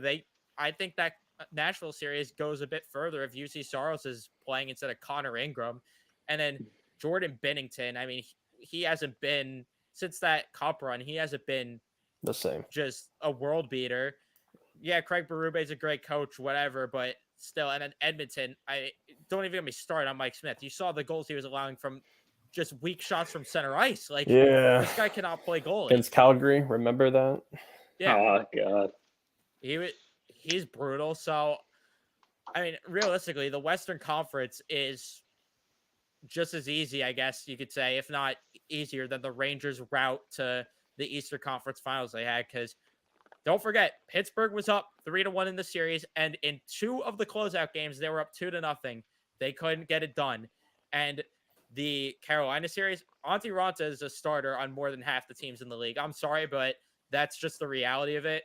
Antti Ranta slept on. I think that Freddie isn't necessarily this great goalie like everybody makes him out to be. We've seen him have meltdown in the playoffs a lot in Toronto, a lot. So I don't know if it would have changed anything either way. So I really disagree with people that say the backup goalie thing either way. Even if you want to take Colorado out of the mix and point to them, the Rangers in general, I think that it's unfair to say they were merchants of backup goalies. They played good hockey. They played their best stretch of hockey that they played all season long. Especially lighting up Vasilevsky, putting 6 by him in game 1. I think that shut everyone up good enough. Mm-hmm. Yeah, and they still also won game 2. And the reality is they ran out of gas. Tampa Bay swept the Florida Panthers. They had a lot of rest, a lot. And that just shows, like Nick said, that the Rangers really need to find a way next year to Got to make be it able to easier on get yourself. Yeah. exactly. You got to get an easy series, and you got to close that out as quick as you can. Move on and get ready for round 2 or round 3, whatever it is that you quickly close out that series in.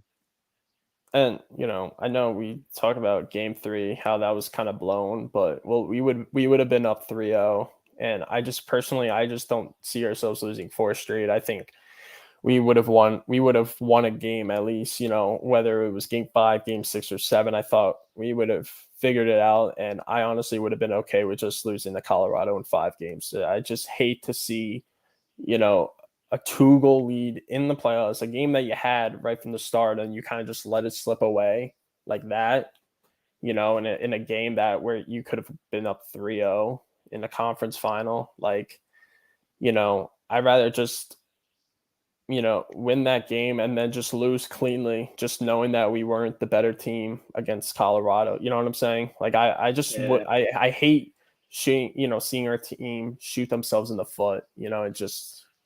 Yeah, and they could have closed out Know.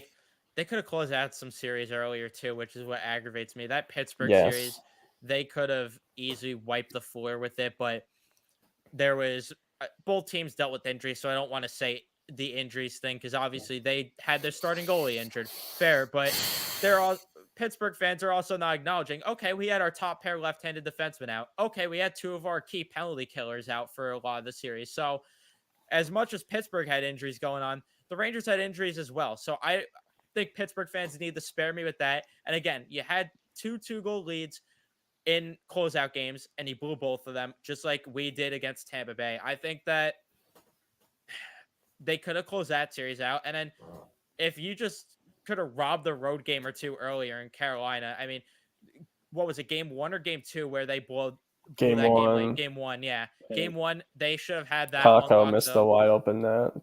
Yep. They should have won that game also. They could have closed out both of those series, maybe not so much earlier, but they could have closed it out a tad bit earlier. And who knows, maybe you get extra gas in that game 3 versus Tampa to put an extra one by Vasilevsky. Maybe you get a bit of extra gas going into game 4. I don't know.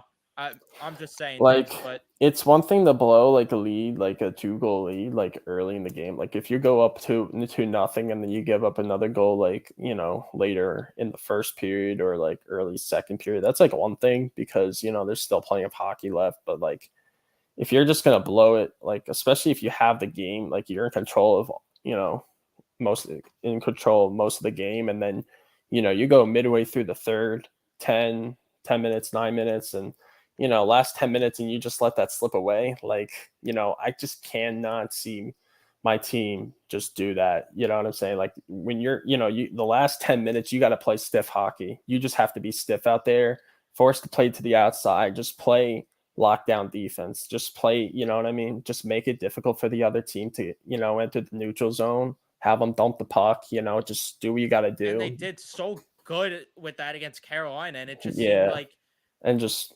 shit happen. Oh, my bad, but you're good. But it just in Tampa against Tampa, it just disappeared. Just disappeared. yeah. Strome missed 3 empty nets. Yeah, that and that's the thing. We shouldn't get that with Trocheck. And when Hopefully not Kako again. forget. Well, at least I don't know, he only did it one time, right? I know, but if Kako makes that a habit, then But besides that, you need to bury your scoring chances. I mean, Strome isn't a playoff performer. If you can't bury wide open nets, like you're not reliable. I'm just gonna put Dryden Hunt. As bad as that sounds, like I'm sure he would bury a wide open net. You know what I mean? Like I just need guys that are responsible with the puck that I know I can trust.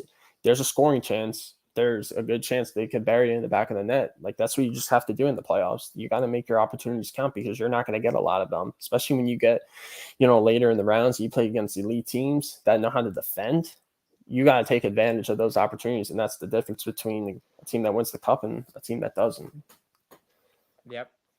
Agree with that. Nika, did you have anything to add before I get to this comment? Because we got a hot take here in the chat.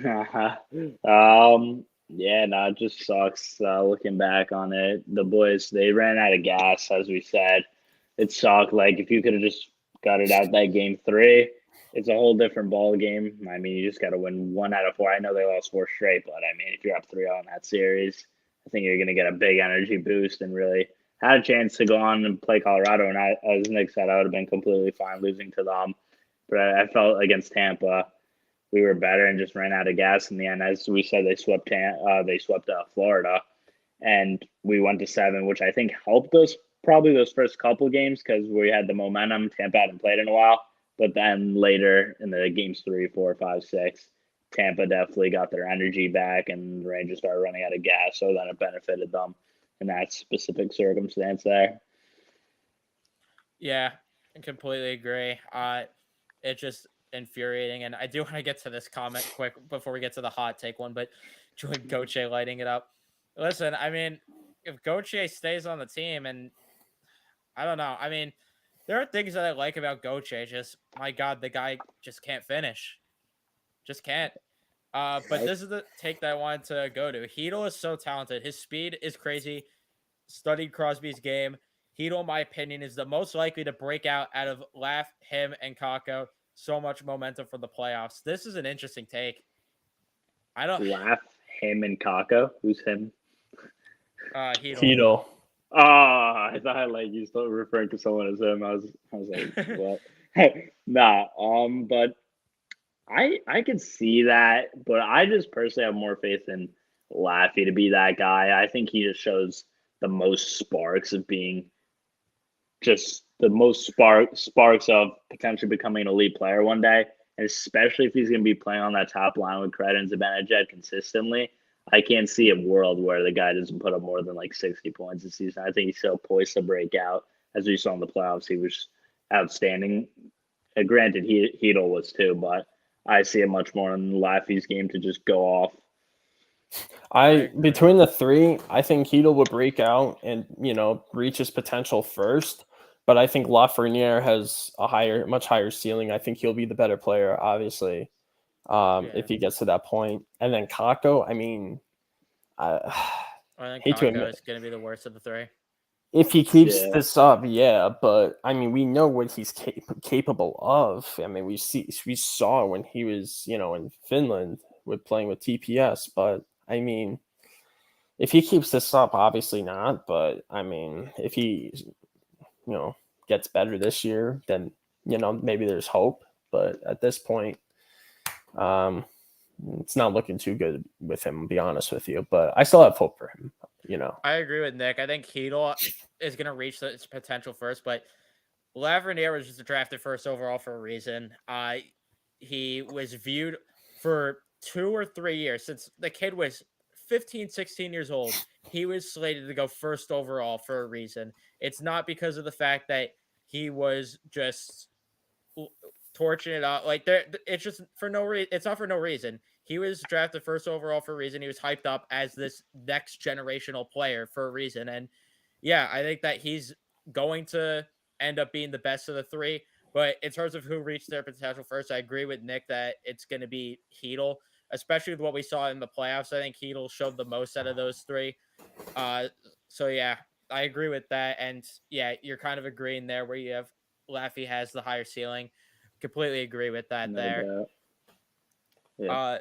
There's never a reason to play try and punt. I was using, I didn't literally mean I was using as like an example. I'm just saying that I need a guy that is, that can bury the puck in the back of the net when, there's a wide open net. I didn't, there's better options, obviously, but yeah, just saying, like, worst comes to worst, it's like, it's, Strome, we saw how, bad he could be. It's like, you kind of have to consider if it, when it gets that bad, but I didn't literally mean it. I mean, my grandma could barely walk, and she's going to bury that opportunity that for Strome real. got. Like, the amount way of too many times. I can literally think of like couple highlights on top of my head, of the amount of open nets that he's missed. Like when we went out against Detroit. Yeah, I was about to say, that, and he's like, "Oh, I couldn't do anything about it." I'm like, "Bro, you had the he was complaining Shut up. about what?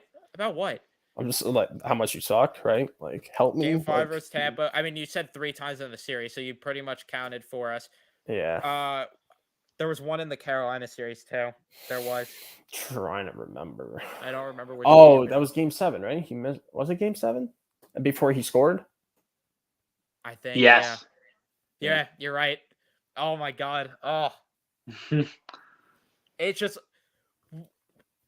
I can't have him. him. The count here. I can't have him on my team during the playoffs. He's just like he's just not a liability out there. I'm telling you, like if the Ducks ever make the playoffs with him, good luck. I mean, he's probably going to be like the downfall. Good luck in the regular season. He's going to.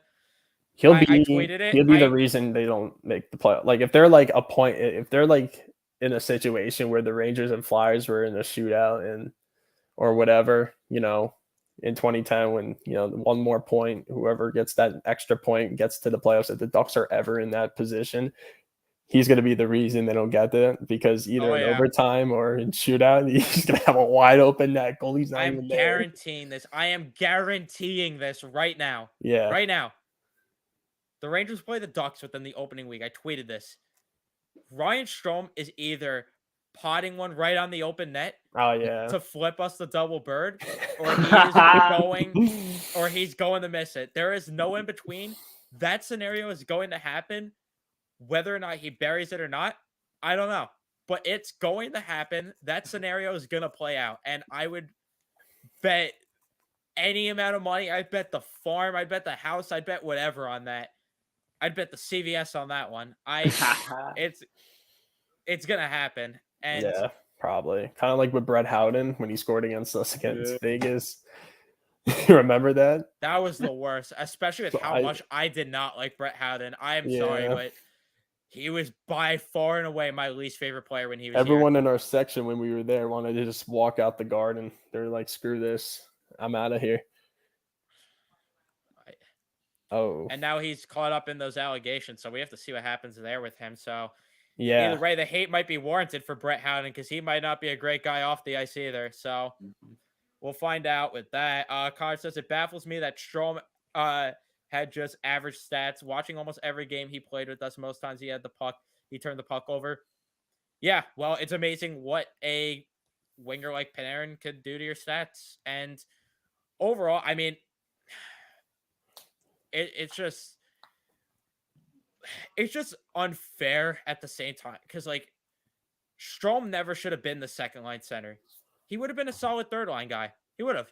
Yeah. But the problem was that they trust him as a second line center for far too long, and he's a guy that can't win faceoffs. Mm-hmm. Yeah.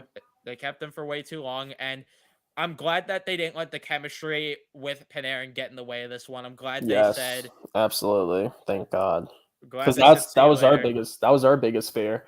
They may not let go Strome just because of the chemistry with Panarin, and afraid that they're gonna make Panarin upset. But I mean, Panarin's got to be happier now that he's getting a better player in Trocheck, right? Over time, he will definitely be happy. Oh, If he's not 100%. happy over time, Oh, yeah. when he's saucing those beautiful passes to Vinny Trocheck and he's sniping them, Oh yeah, top he's gonna cheese, love it, and he's gonna be gonna like, love it. he's gonna be like, Strome never did that. Oh my God, This is This is my center. this is my center. He buried the wide open net. A second line center. I thought I had to place that shit perfectly on his blade. He just reach ran, stuck that shit in. Second line center. What? Wow. Well, that's what I had was Artem Anisimov, and he was barely even one. All right. Oh yeah, for real. Wow. Right? How has Panarin never just had like a legit center where everywhere he's played? Because I'm pretty sure he had a garbage one in Columbus too. Like, then wasn't Boone Jenner his center or something? Yeah, I was gonna say. Yeah, I Boone. remember. Let's go. That's my center. Boone Rooney. How has he never had a legit center with him? That, And even that, right now, I this mean, I is love why. Trocheck, but like, And now he's Panarin's gonna gotta- break 100 points because of Trocheck too. that's true. I mean, Trocheck, I love him, but he's still even not like that guy. Like this guy Panarin just can't get that Lucky. guy's Yeah. Like to play a lead center. for center. him. Yeah, no, definitely. Isimov, I love Artem and Isimov.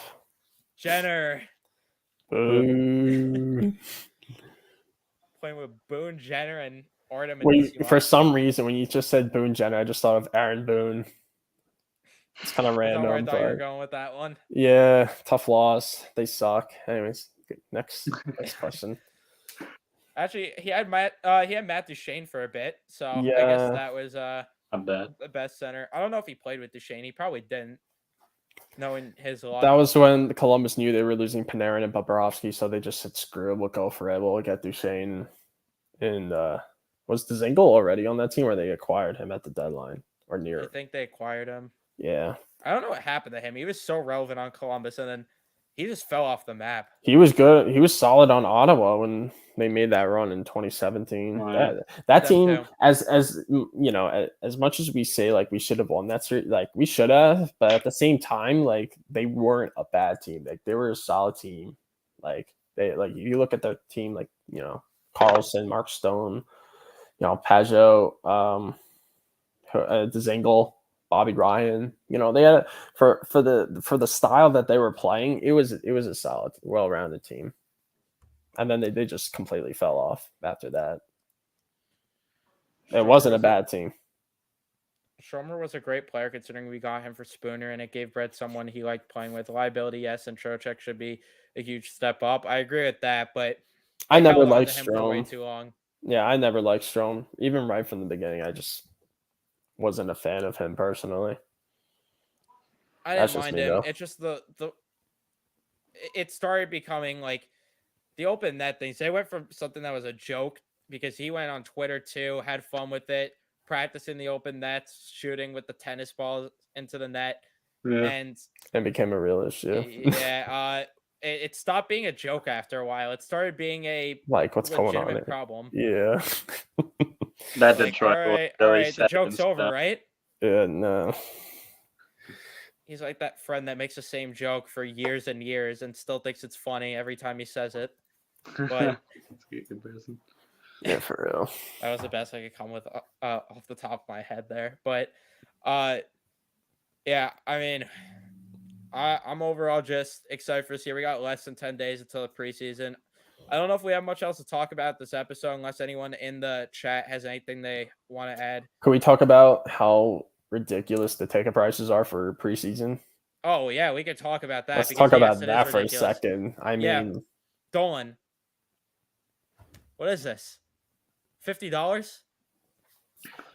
Just to get in the building? I won't do it. because I know what would happen. $50 to get in the building for a preseason game. You I kidding went to me? the Islanders, Rangers Islanders. I got like tickets like for $10, not even like, and they were good seats too. I mean, it's preseason. I'm gonna wait till the day of, but like, if they don't go down from this, come on. Yeah, like like we said, it's just amazing what one conference final run could do. Like, imagine we actually won the cup. Like, every ticket would be like 200. Preseason would be Oh, yeah. $100. Yeah. The regular would be But if we 220. won the cup, I'd be like I have said. The I'd only be game in I'd the building probably opening night. yeah, that'd be the only game I'd I probably need go to see to. that banner go Yeah, up. that'd be the only game I go to, and then maybe a playoff game. Like, first round would be like almost $1,000, right? Imagine $1,000 just to get in the building. Are you kidding me? that's 400s. Cup final. They go back to back. Cup final for like the second year they went. Oh my god, that'd be like Game one of the playoffs the following year after a cup. Though, are you kidding me? $1,000 to get in the building? You think? No, Yeah. it's gonna be $1,000 just to get into a bar. Yeah, And you're gonna be $1,000 to get in the Mustang Harry's across the street. You kidding me? yeah, for real. That's like the one nice thing that we had when they were like rebuilding, because like, tickets they're like $50. Like, I went to games for like $50-$60 a lot of times, when they were like rebuilding, especially that 18-19 season. Yeah, but now it's just like ridiculous. Like, it was kind of like the old days. Like, I think it was like tickets were like, this expensive, like with our old corp when we made those, deep runs, but I don't remember it. I mean, it might have been the same. That was a while ago, but it's just crazy what one good run could do. That's all. Yeah, but either way, the suckers we're going to be in the building opening night. I at Yeah, least am. that's true. Even though like it doesn't matter what the price is, I'm going to be in the building realistically. Yeah, we had to cut the what there. We're going to be there. Yeah, it's not a question. And Nico, we're going to pray we don't hear City of Gods. I have a hot take for you, man. I No. like No. Abba O'Reilly's number one. No. I like the City of Gods walkout. No, absolutely not. No. But nothing tops Bob O'Reilly. No. Yeah, no. No City of Gods. Bob O'Reilly. Only. I wouldn't mind City of Gods for the lineup, but Bob O'Reilly when Tom they Sawyer. walk out. We only got Tom Sawyer, and I'm glad we were there for it. It was against Nashville, 1-0 shutout.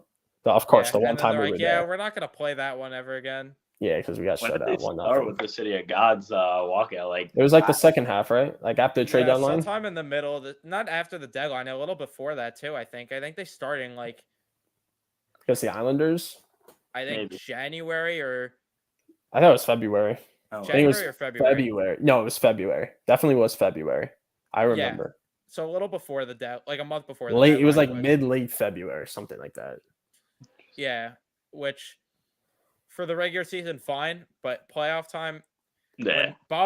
When I saw that tweet from Ray that they weren't gonna play Bob O'Reilly, when Nick and I were in the fan zone, we were not happy. We were not happy. Ray, honestly, like Ray's gotta like be a G for once. Like I honestly don't even care what the players think. Like, if they like City Gods, like screw off. Like like if we were in live, the amount of like swearing I would say right now, like no, like screw off. Like no, Bob O'Reilly, and then we Anthem, Tom Sawyer, and then we get hype. That's how that's like the perfect playoff picture. But then Ray would never bless us like that. I was more of a fan of City of Gods game one. That tweet though. Well, what bothers me the most, so like to your fans that are like, oh wait, they brought Bob O'Reilly back, but they didn't do it right though. They played it way too early. They did it. They played it like in the beginning when they and then for the longest time until the conference finals, they didn't even skate out to Bob O'Reilly. They played City Gods Bob O'Reilly and then they cut the City Gods. No, get out of here. No, screw up. Yeah, no, you need to play Bob O'Reilly the right way. Intro. Once the beat drops, here they are, the New York Rangers, and dun dun dun. You know what I mean? And then when the drums kick in, they're on the ice. Yeah. Chills. And then that guitar riff after, and then we're dark right now. The lights are dark, and then that guitar riff hits. The lights glow up, and See then that I like that that part, but at the part. same time, I also do kind of like the anthem with the lights off.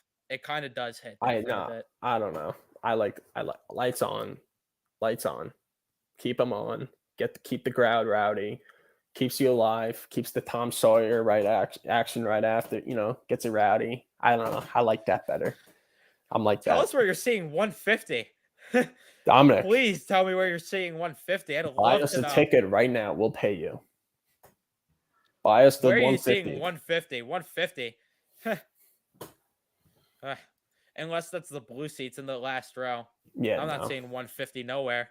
Yeah. Cheapest I'm seeing is like 180 to get a decent seat. I'm not sitting in the blue seats. You kidding me? You're not gonna see anything. Yeah, you get up. Does anyone in the chat like John Brancy as our new anthem singer? I'm curious to hear what you guys think. Just drop it. I don't know what you guys think though. Otherwise, he's decent. I think he's all right. I don't think. I mean, it's hard to replace Amar- John Amarante. yeah. So, yeah. Overall, For now, he's decent though. I say. I was not. I will tell you right now, I was not happy when they had him singing "New York, New York" at the watch party when we were losing the game, and it was You were a there? dreadful game.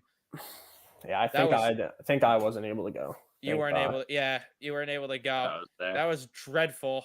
That was so dreadful hearing him sing Sucked. "New York, New York." We're getting killed. I'm like, can you read the room here? Yeah, Connor said not bad, not as good as the dude that. Yeah, that's John Amarante. Yeah, exactly. I agree. Especially with Ray on the organ playing the anthem too. That just hit different, for sure. Everything about that watch party, though, Nico, would you agree that it was like just such a nightmare from the PA guy? Like they didn't have the same PA guy. Yeah. They just couldn't read the room too. Like they were trying to hype the crowd up. I know. entire T-shirt tosses time. left and right. I caught a T-shirt to be fair, but not like still. I caught Yeah, a the custom ink T-shirt. shirts. Yes, Yeah. the custom ink shirt. Remember that? I could just get these shirts from Custom Ink. The fuck you doing? Nah. Then it started downpouring too. When I forgot that was what very game it was. appropriate. Forgot what game it was, but I did catch a T-shirt from Darius Kasperitis, which was pretty cool. He looked right at me. I was like, "Got you, buddy. Love you." Never said that. Never actually said that, but he did throw one to me. That'd be kind of weird if I did. That watch party too, though, was also dreadful because there was Islander fans in the building too because of how cheap it was. Like, get out of here! Get out of here! What are you doing? Hold on, I gotta get my phone charger. Good. Talk, Phil. That was that entire watch party. Like it sucked too because when we scored, honestly, it sounded louder than any playoff game. I'm not gonna lie, I left like right before that goal. You left? Yeah, dude, they were down. Why? It was 3-0, right? 3. It was 1-0. Oh, we're talking. Oh, game 6. Wait. the What watch party. What I thought you were happened? talking about game 4. Okay, no. What happened? Yeah, it sucked one with that delay. I don't know if you remember. Oh, the audio was. Oh my god, Dude, the audio was awful. for Tampa's first goal, they were like, score. And then 2 seconds later, you just see that goal go in. I was like, what the just happened? They also completely cut out the crowd because, like, I rewatched that game again just to make myself suffer because that's what I do. But, and Connor, thank you for stopping by, especially this late at night. We appreciate it. Go. Yo, shout out to the late night crew in the chat. Like, Facts. W's in Love the you chat guys. right You guys now. Came through. Free speed, free ISO speed. No, I was just kidding. Don't. Okay, go ahead. But yeah, that watch party. I didn't even realize you were at the game 4 one. Game 6 is what I was talking about. Sorry, Yeah. You were at that one though too, right? Yes. That was so dreadful, so dreadful. Like you said, the audio, trash. At the watch party. Yeah, the audio, it was so bad. It was really very delayed. I hate that. Yeah, it was. That ruins like the whole experience. Like you hear the goal went in and you just see it. Yeah, we didn't know. Might as well listen to it on the radio. You really couldn't even hear the crowd because when I rewatched the game, like I didn't realize the fans were chanting at one point, "Vassie's better," Like I didn't hear that Yes. initially when we Yeah. watched the game. Yeah. At the watch party, I didn't hear any of that. But yeah, the audio was awful. They didn't have the normal PA guy. They were trying to hype up the crowd way too much. Like it was in your face with how much they were trying to hype up the crowd. And it's like, could you not read the room at all? Like, I know you're supposed to be doing this for a watch party, but nobody's in the mood. We're down 1-0 and we're playing like all garbage hockey. Why are you doing this? At the same time, just generally speaking, there's no point of hyping the crowd. Like they can't hear you through the TV screen, That through too. a damn It's like, camera. yeah, Just they're hearing us with Tampa. Are they just pumping watch our the audio game. in? Like yeah, just like let the fans watch the game. Like, you know what I mean? Do your t-shirt, throw your custom ink shirts, like do whatever, but just let us watch the game, And then they had Ray play Bob O'Reilly on the organ. I guess that was cool. They had John Branty sing New York, New York, which was just annoying having all the fans sing it while I'm just sitting there devastated watching us lose. I'm like, now is not the time for this. How did it feel when they played New York Hustle at the end? They didn't even play it. It didn't They actually. didn't play it? They didn't play New York Wow. Hustle. Dude, they just cut right away. What did they play? That is exactly why I didn't believe it for a few minutes. Like it took me because they played Still New York. Like I want to say a minute or two after. Really? After the buzzer? After just dead silence. Wow. So I didn't believe it until I heard Still New York playing. I'm like, nah, this ain't it. There's no way it doesn't. over. You don't know it's over till the New York Hustle. It's Yeah, that's when you know it's over. Then it's like, damn, we really took this L. But they didn't even play it. They just put on the screen, thank you fans. Yeah. And they had the logo. I was like, what just happened, man? And I was just staring for like a good 2 minutes at the Jumbotron. I'm like, can the game come back on? Please, it's not over. But I also did either way. I even though it's gonna be painful, I wanted to see the trophy ceremony for Tampa. I'm not gonna lie, I still wanted to see it just because why not? But they were like, yeah, we're not gonna show that. So it was just that on the screen, and then after a bit, they had the PA guys saying like thank you fans and everything, and then they played Still New York, and I was devastated. And I'm like, yeah, it's real. They're done. Yeah. What were your guys' initial thoughts when Tampa? You just saw the clock go down to 0. What was going through your mind? I really don't like over like yeah. Honestly, my honest thoughts. I know you're gonna say, oh, I'm lying, but I really had hope the entire way through. Like this team just kept proving it all season long that I was like, nah, they still have that magic in them. They're gonna tie this, and I refused to believe until this clock hit 0 that they can't do it. And I really thought they had one last goal in them. I thought that they were gonna do it, win in overtime, send it back home to the Garden for a game 7, and whatever happened there. But I really thought the whole way through, not for a second of doubt, even when they were losing, I was like, they're going to somehow pull this off. And even if they don't deserve it. I mean, honestly, after the Stamkos goal for me, I was devastated. I didn't see I could be a Debbie Downer a lot of the times, but like I was just devastated. I couldn't see a way we were pulling out that game. Then we scored the Vetrano goal. We all went crazy for a good minute. Then Stamkos up front. It was so deflating when the PA guy was announcing the goal because it was after the Stamkos goal. It's like, why are you even doing this still? Like, what's the point of having the PA guy announce the goal? We're not going to be happy. Yeah. And it was so infuriating, too, because, like, fans were still celebrating that goal. And then Stamkos, like, when Stamkos scored, fans were still celebrating the Vetrano goal. Trouba, right? Yes. Jacob Trouba. Yeah. Now for me though, I wasn't I was kind of I was sad. I wasn't happy because seeing my team lose like that, but I wasn't like devastated at the same time. Like I was like, we witnessed a lot worse. I think that's fair to say. We've right. Yeah.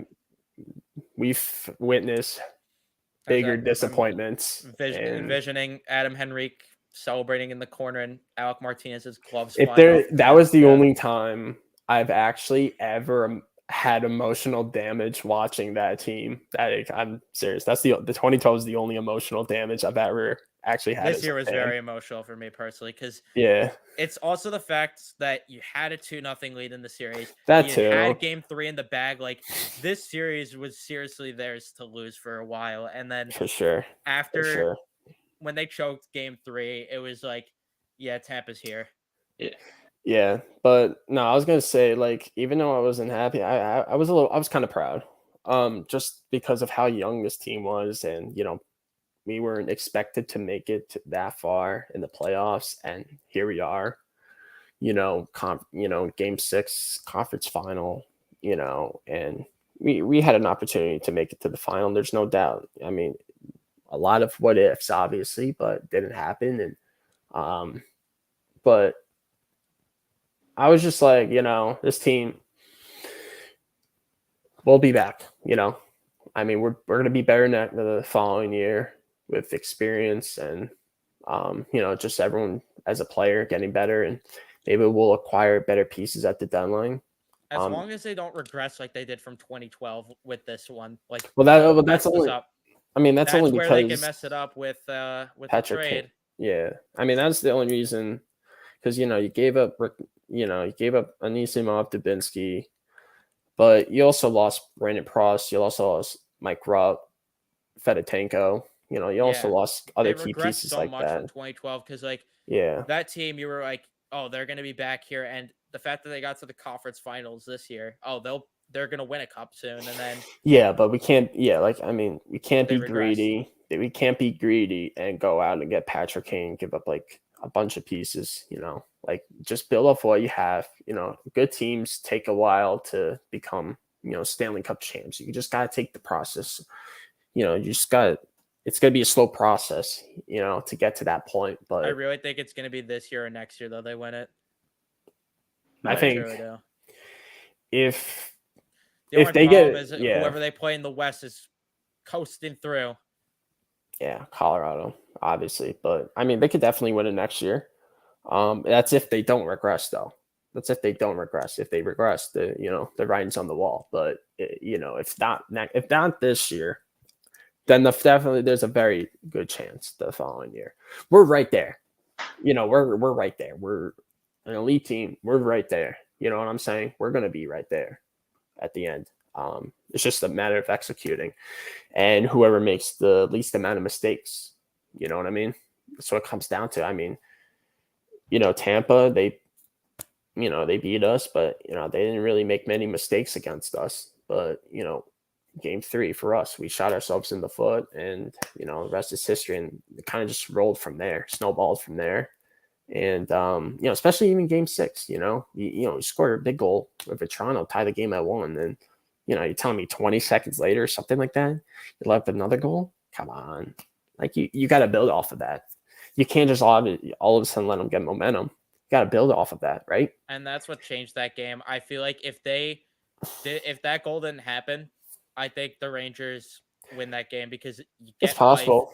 And there's no doubt. You actually get momentum going in your game here, and all of a sudden a tie game. It's a new game. Anything could happen. And if that game went into overtime, I honestly would have had my doubts, because Tampa has absolutely no pressure, and the Rangers. I don't think it would have went to overtime though. I really don't. I think the Rangers would have played a lot better of a game, and I think they would have been able to use the momentum from that Vetrano goal to get another one.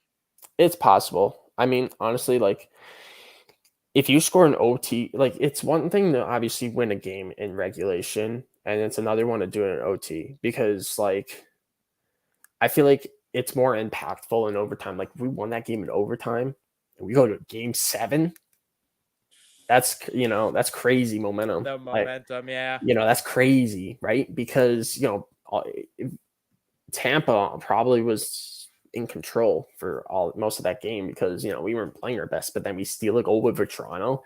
We take that game to OT and we just get some. I'm just assuming we get some greasy goal. That bounces in some fluke rebound, whatever. That's like a punch. That's like a punch in the gut for Tampa. You know what I mean? And now you're going back to the Garden of Game 7. And you could be like, oh well, if you ended it earlier, then it would be the same. Well, not exactly, because it's like, what would hurt more? Think about it. Generally speaking, a regulation loss or an OT, loser. Obviously OT. And if you think about like 2015, we blew out Tampa game 6, like blew them out. Broussard got a hat trick that game. It was just ours, right? And then we get shut out game 7. You know what I'm saying? Walking out of that watch party from an OT loss would have been the worst thing to have ever happened. That would have been a CVS trip. Yeah, I will say that I would rather lost how we did than lose. Right.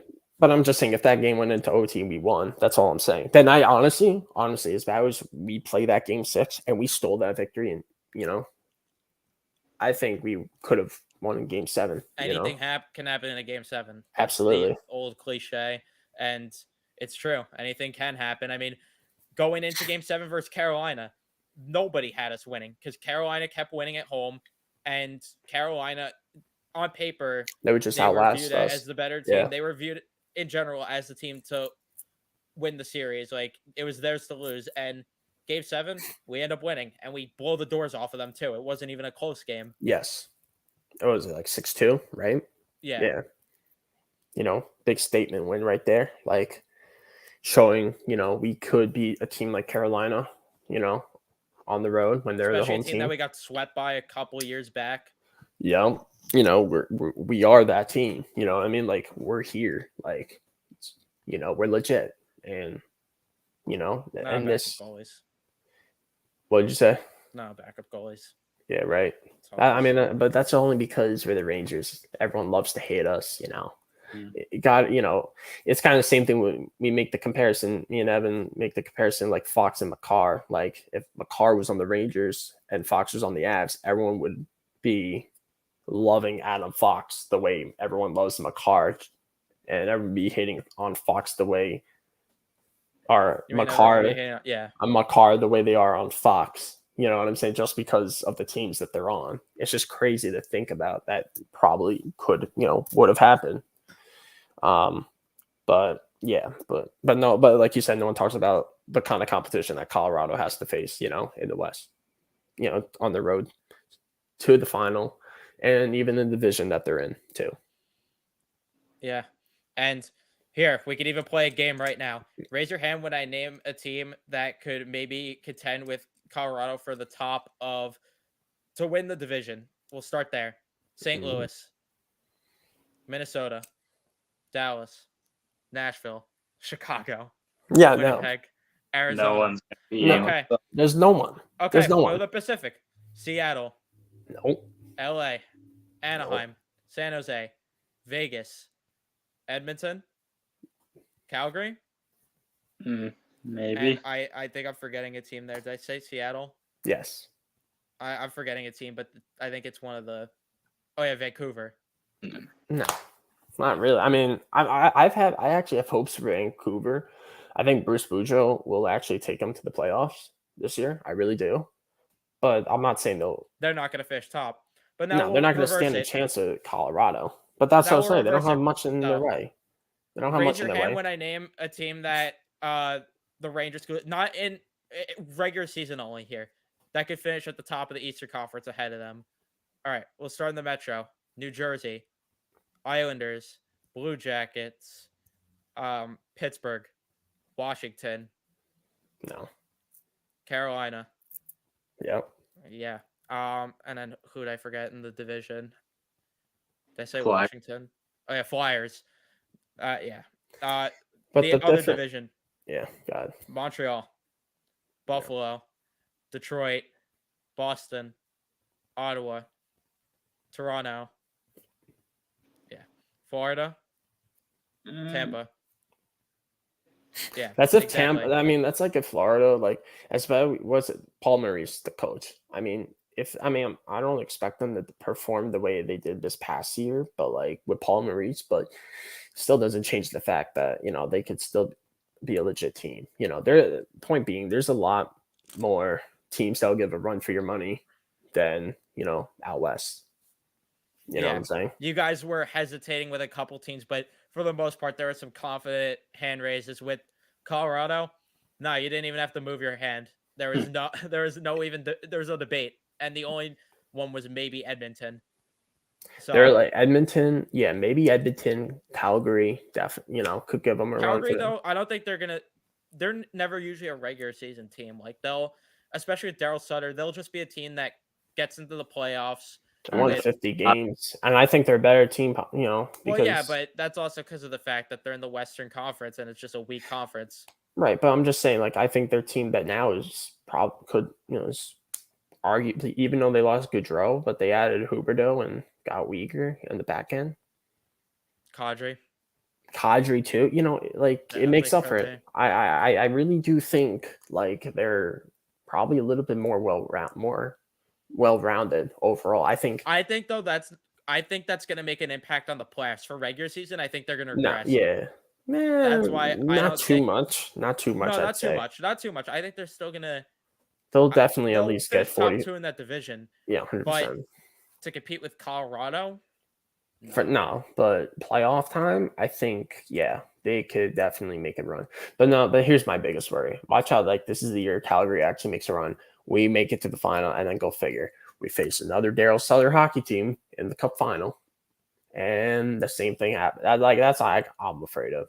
I mean, I'm hoping that we respond to it differently, but like, it's just like knowing our luck as fans. It's like, oh, of course, like Daryl Sutter once again. Oh, well, I mean, I think there's a fear for us no matter, unless it's like Edmonton. I think there's a fear for us with those favorites in the West, because Colorado, Georgie revenge tour against us. Are you kidding me?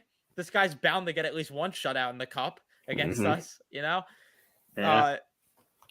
There's a couple of teams like that, and Calgary, Daryl Sutter, and Kevin Rooney's bound to pot a hat trick against us, right? Facts. In the Cup. You know it. If Anaheim somehow sneaks in, we somehow face them.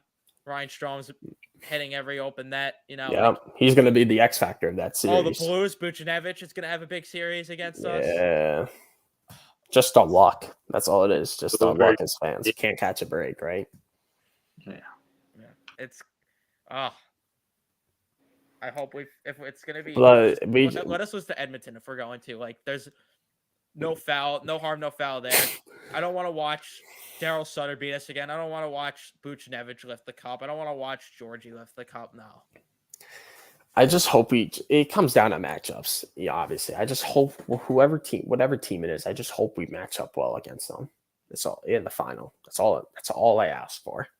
If you had to pick a team in the West that you're like, this is the team that we could beat, and I wouldn't even sweat, outside of obviously the bottom feeding teams, like the teams that you think could make the playoffs, who would you pick as that team that you think the Rangers could beat?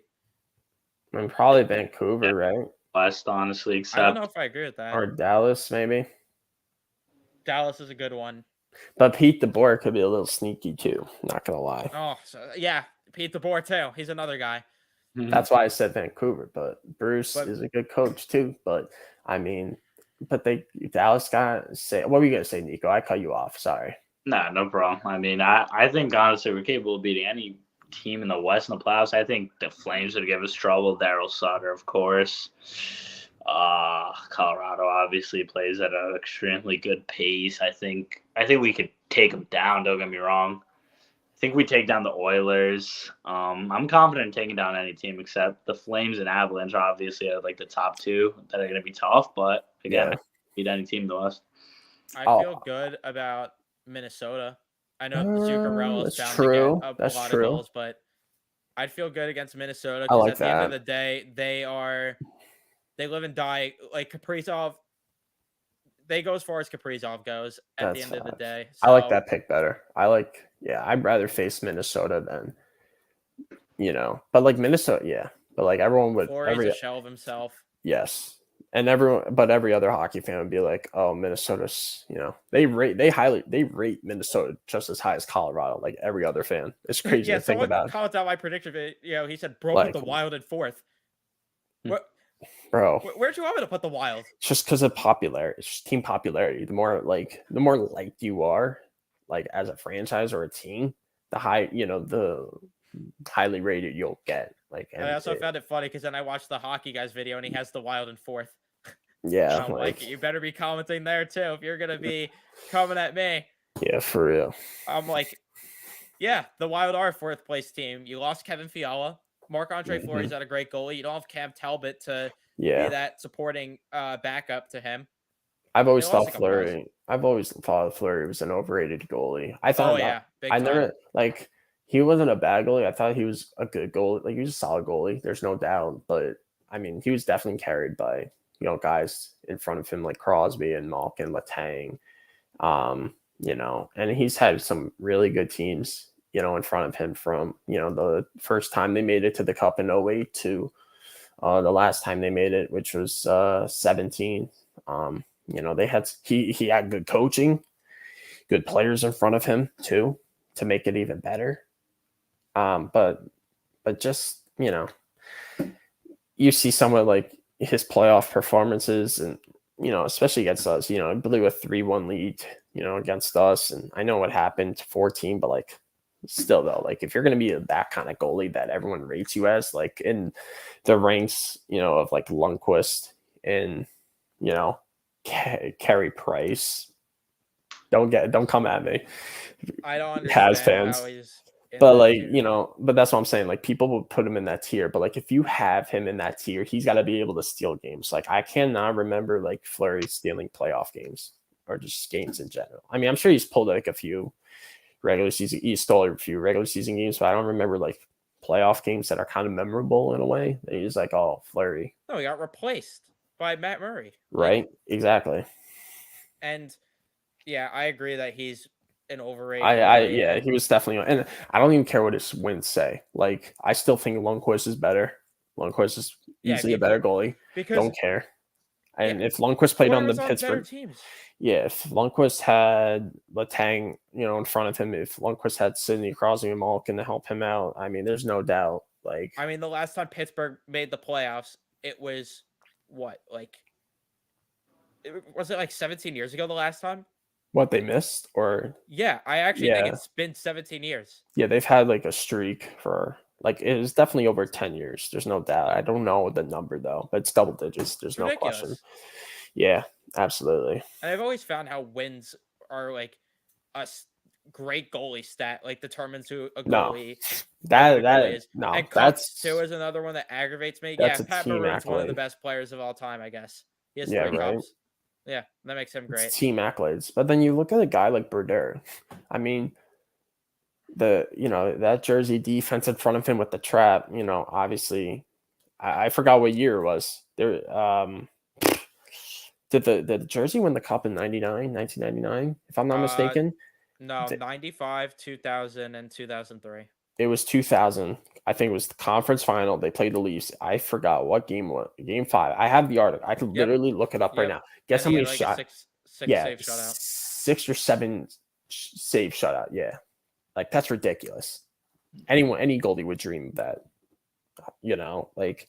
And the way he played too. Like I get that he grew up in an era where like goalies were flying out of the crease, making these insane desperation saves. But even when he was playing like the 2000s, when goalies were getting better and they're more stable in net, kind of like when Hank, burst on the scene, in the Garden, he wasn't that stand-up goalie, like flying out of this crease, he's stable. He's sitting back in his net, kind of like what goalies are doing now, being very stiff and, in front of the, in the crease, obviously. But like even then, like where Brodeur was playing, he was just like all over the place. Like he just wasn't really that reliable, but everyone would be like, oh, he's still a great goalie. Look at the amount of wins, but wins doesn't determine how good a goalie is.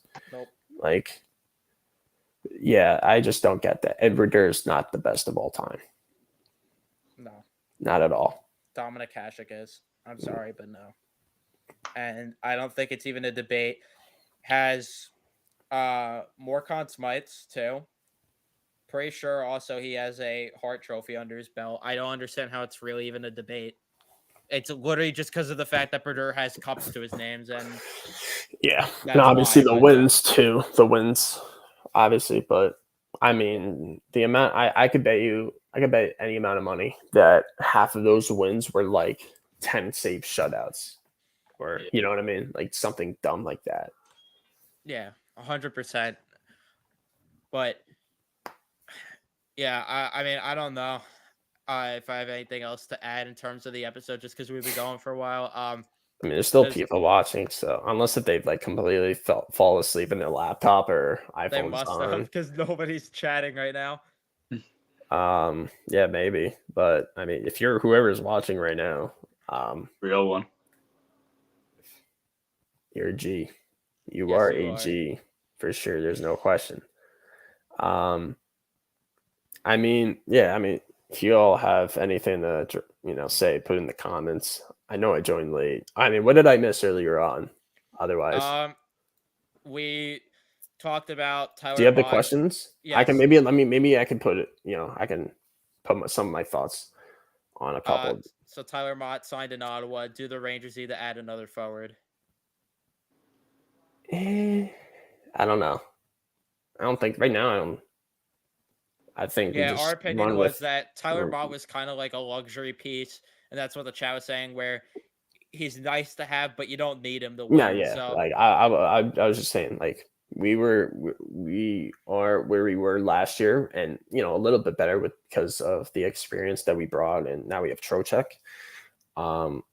But yeah, no, Tyler Moe would be nice to have, but I think that was Drury's thoughts. Like, we don't need him. If you don't need him, then it's like you don't have to sweat to sign him. And I think that's why maybe like, did they offer Mont? But it wasn't much money, right? Or I don't think they even offered. they didn't even offer, right? They Maybe probably maybe did they go a maybe they little, did. hey, Leagueman, Yeah, maybe. And then he's like, you got a just steal. looking at it with a death stare, like, yeah, no. Yeah, but Um, yeah, we don't need it. Next but we kind question. of followed up with it. Oh yeah, sorry. Also, if they were to go with a different forward, maybe it's internally, and can Will Coley and or Brennan Othman make the opening night roster? I don't know And if about. so, who do you think has the better chance? I'm gonna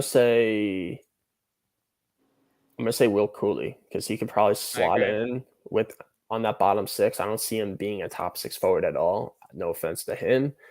I hope he Agree. proves me wrong, but it's just he's able to slot in sooner because not only because of his size, but it's just the way his play style. Is a bottom six forward. Is bottom six forward. But what is he? A power forward? You consider him a grinder, and Yeah, those kind of kind of like that. players. Unless if you have a guy talent like Chris Kreider Marchand, or Marchand is Wilson. Wilson. Grinders and power forwards generally are placed on the bottom six because those are where that's like the heavyweight division, right? Like you got all the heavyweights down there. The top six, lightweights, featherweights, bottom sixes where the heavy duty is. But I'm gonna say Cooley for I sure agree. because he can slide in, like I said, right away, and he's in a better position to do so.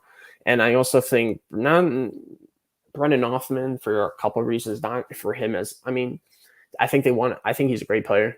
I don't think there's anything wrong with him as a player. I think they just want to keep him with the unless no, he's signed. He's gonna be in training camp. He can't go back to the. Can he go back to the Firebirds? He's going. It's either the NHL or the Firebirds for him. I think He can't go to the AHL. Yeah, I think he. I think he.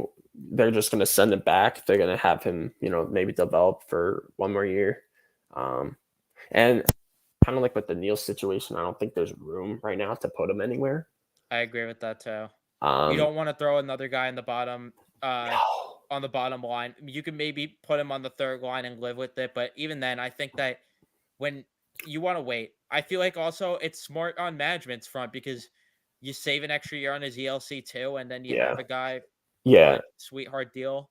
that, and I also the best case scenario. We lose a guy on the top six.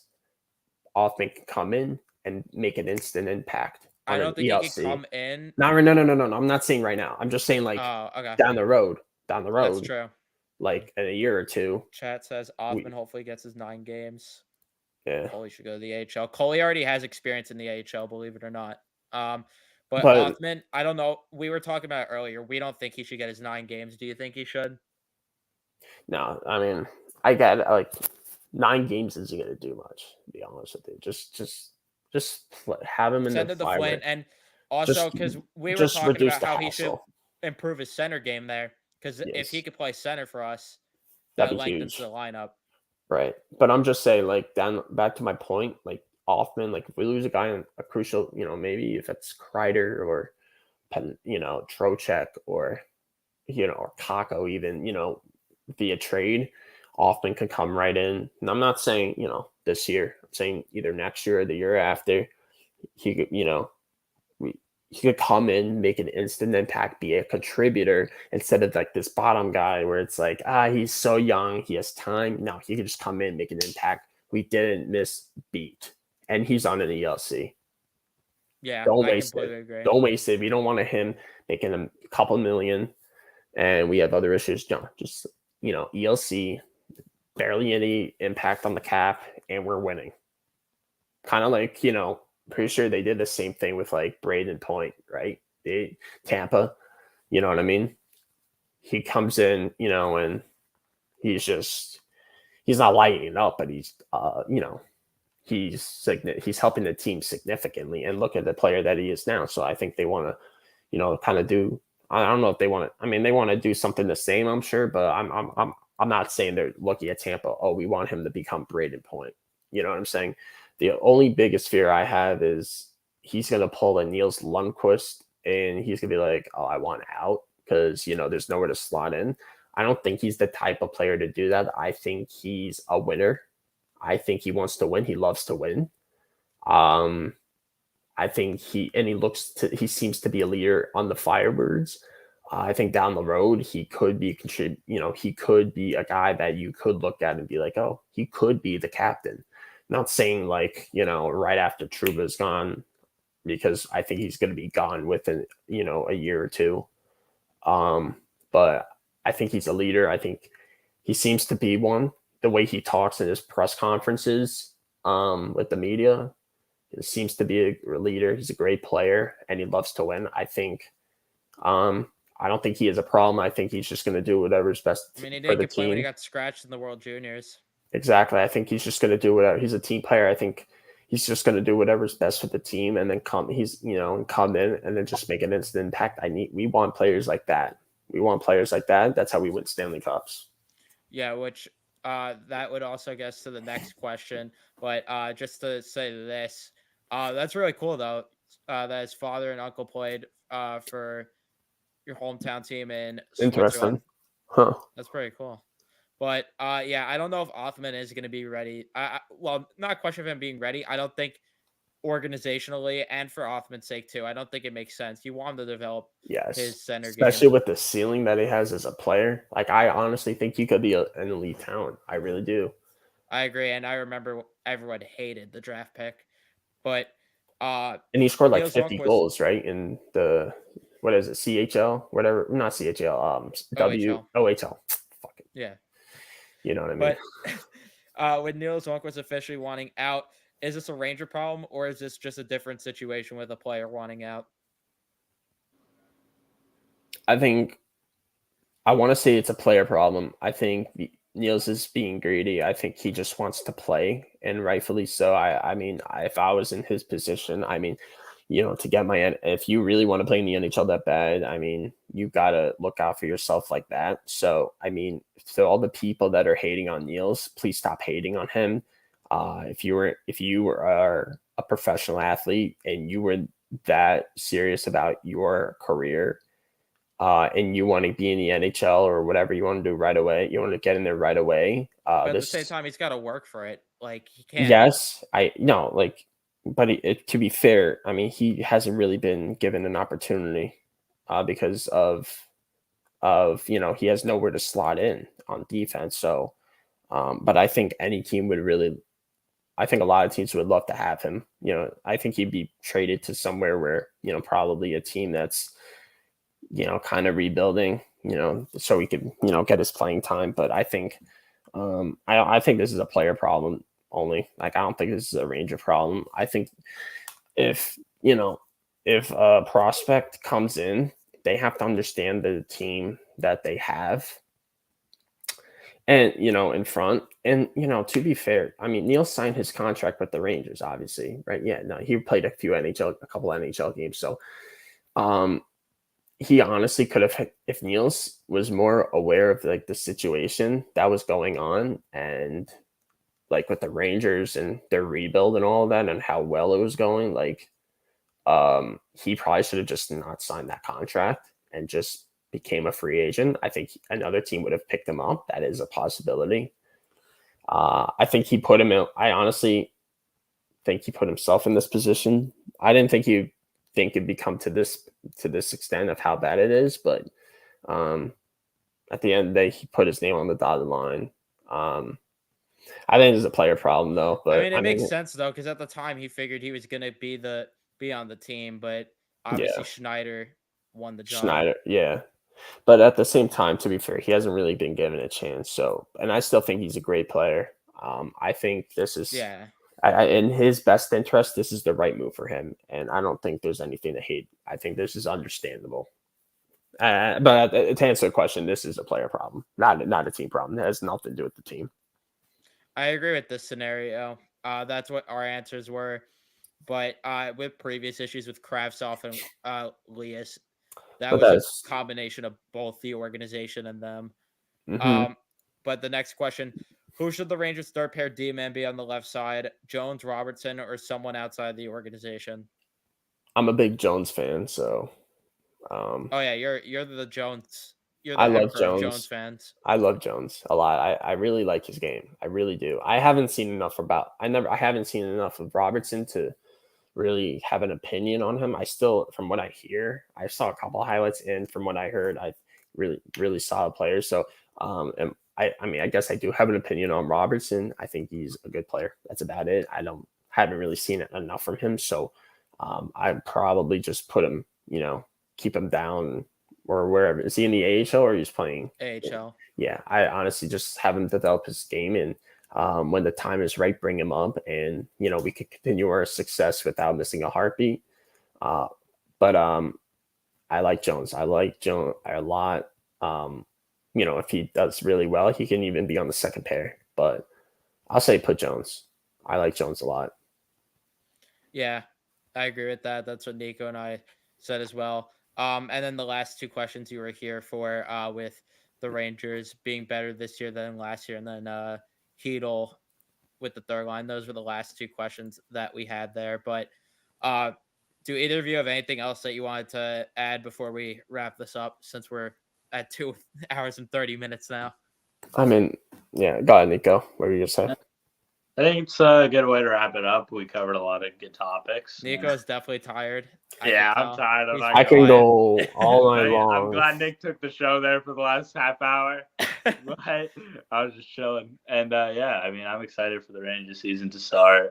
It's really soon, and we're going to have a lot more to discuss as it goes on. So stay tuned for that, everyone. And it's going to be fun. Trying to think, because we got some people watching. I'm sure most of them. I'm sure we actually have 2 active viewers. The rest are probably sleeping with their phones on, but views are views, so we'll take it, no offense. But if you actually are watching, you are a real one. Just want to let you know. Trying to think, in case people are watching, but I actually want to keep talking, but I don't want to keep you guys around. But no, I'm just hoping for a good year, and hoping we take that next step and make it to the cup at least. Just keep taking steps in the right direction. Not obviously we hope to win the cup, but if we lose in the cup, then that's a step in the right direction. We got further than we did the year before, and you just got to keep moving forward. If we win the cup, great. If not, and we lose in the cup, fine, then just win it the next year. Just take, or at least match that just keep taking steps in the right direction. And we got a dono. Oh, we got this. All right. The first one. We got the first super chat of the channel. You Thank have to so much. give Dominic Kim. Well, first of all, Dominic, it's not going to me, but you're still a G. And we appreciate your support. And since he's the first dono, Evan, as far as I'm concerned, he's the first dono, right? He most definitely is. I do want to see though how much that is. Dominic, can you confirm in U.S. money how much that is? I don't. Oh, it's more. It's $10.36 in U.S. dollars. Legend. So, Absolutely Evan, if I were legendary. you, do you have subscriptions? Not subscriptions, but like, do you have like membership things on here yet, or no? Yes, I do have memberships. Since he's the first dono, I think you should make it for free for him. For the I like don't the know if level I'm able one. to make memberships free. I don't know if I could. Can I gift memberships on here like you can on Twitch. If you can, do it for Dom. Since he's the first one, I'll definitely try to figure out a way to get that set up. But Dom, I really do appreciate that. Thank you for the first You're donation, a real one, especially or super chat. I've had donos before, but this is the first super chat that I've had. I mean, because the one guy that donated, he donated $400 in one day. That one guy, it was ridiculous. I'm not joking. So, wait, what? God. Who so the fuck? Donated for honey. I guess I never told you guys, but it's the only Call of Duty zombie stream I've left on my channel, and I left it up because of the fact that a big zombies YouTuber ended up raiding my stream, and Really? some guy went mayhem and donated me $400 in one day, and yeah, that stream broke me. I left that up because I had to. And if you didn't know, that's what I used to do on the channel. I used to play Call of Duty Zombies. I saw a couple videos. They're interesting. No, you didn't. Yes, they were. I've only kept one up, but yeah, I kept that video up because of the fact that I got raided. And yeah, that guy went absolutely ridiculous and donated that much. But I really do appreciate any amount of donation. So I really do appreciate that, Dominic. And Dom, yeah, are you in Switzerland right now? Because you were. He was saying that. Yeah, probably. What time is it in? So. What time is it there? It's probably the morning, like early, probably like 10 is, o'clock. Yeah, but I really do appreciate that. Again, first one of the channel, so definitely means a lot, and we appreciate the kind words too. We definitely do appreciate that. 8:41 a.m. there. Up bright and early. Yes, Listen sir. to us. Dom getting that early lifting. Yes, sir. I don't know if I be able to handle us in the morning. That's a tough one to deal with. Yeah, it's 8:40. Dealing with us at 8 a.m. You've been here for a while though. Dealing with us at 7 in the morning. Rolled out of bed and are willing to deal with us. Yeah, for real. I respect that a lot. I mean, Dom, I wouldn't real want to Ranger listen to us fan. at 7 in the morning. Yeah, no, for sure. Dom, you're a real one. There's no question. We hope to see you in more streams, and you will definitely be remembered because you're the first dono. So you're a real one. You definitely are. Appreciate the donation. So yeah, in terms of just the end of the show here, though, for anything that I had to say, just I'm happy that next episode's gonna actually be about our preseason games, but it is games at the end of the day. So I'm happy that we're finally gonna have some real hockey to talk about here, and it's not just all training camp. It's not gonna be, about roster construction and everything. We're actually gonna get into the thick of things, and things are finally gonna get legit here. So you're unless gonna get some news comes out, unless there's some random news. Well, yeah, obviously a Niels trade breaks through within the next week, then we'll probably do a show to cover that. But outside of that, we're probably not going to do an episode until 9-10 days. Right? We'll probably do one the day after that preseason game versus the Islanders. We'll figure it out. But yeah, hopefully I could get to that game. But if they don't drop the prices, I will not be going. But obviously, yeah. But yeah, excited that that's going to be the next episode that we could talk about some real hockey. So yeah, we'll definitely be bringing you a lot more content, a lot better content too. It's not because this whole time, I mean, I'm proud of us that we made it through this offseason because it's never easy Low to make key, it I through. felt like this offseason went kind of quick. It's definitely because of the fact that We we were made the in Eastern Conference Finals, yeah. But that too. I was That's saying this true. too, like it's obviously Yeah. like no duh, but it's really crazy to me because when we were missing the playoffs, it felt like decades. It felt like a year. No, that's why. Now you just made that Yeah. point. It made sense. Yeah, because Yeah. we made a deep run, and then not, if we won the cup or made it the cup at least, then it would just feel like boom, we're right back in the mix. Right Yeah. back in the thick of things, obviously. But Yeah, yeah, no, when definitely we made missed this the easier. playoffs, I remember the first year, 17-18 year, the first year we missed it felt like centuries. Because we didn't experience that for a while. Oh Yeah, my it's the God. worst. I mean, the season done in April and May, June, July, August, 5 months, almost 5 months. Now Hopefully we don't have to experience that again for a while. now we just, May, June, July, August, and then we're back in 3.5 months, maybe 2.5 if we make it to the cup, But Yeah. this year we played, in June, so it was like 2.5. Oh, by the way, I find it ironic that our season ended. When did our season end? Like June 12th, right? I 11. believe, yes. 11th, June 11th, Nico. Yeah. It's just funny because like in 2014, our season ended June 12th. Yeah. I just kind of find it funny. Like it was kind of bound to happen. I had to say that. I had to say that. It was just kind of bound to happen. You know what I mean? Yeah. Just how it is. But I also find it ironic too that not only that, but 2022 this year, that fast time travel back 10 years, we also lost in game 6 of the conference final, which I just saying. I don't know. I'm just thinking low key it may be a repeat of another decade from the 2010s, but hopefully we win a cup. All right, Nick, thankfully ending this one on a very upsetting note. Yeah. But yeah, I'm sorry.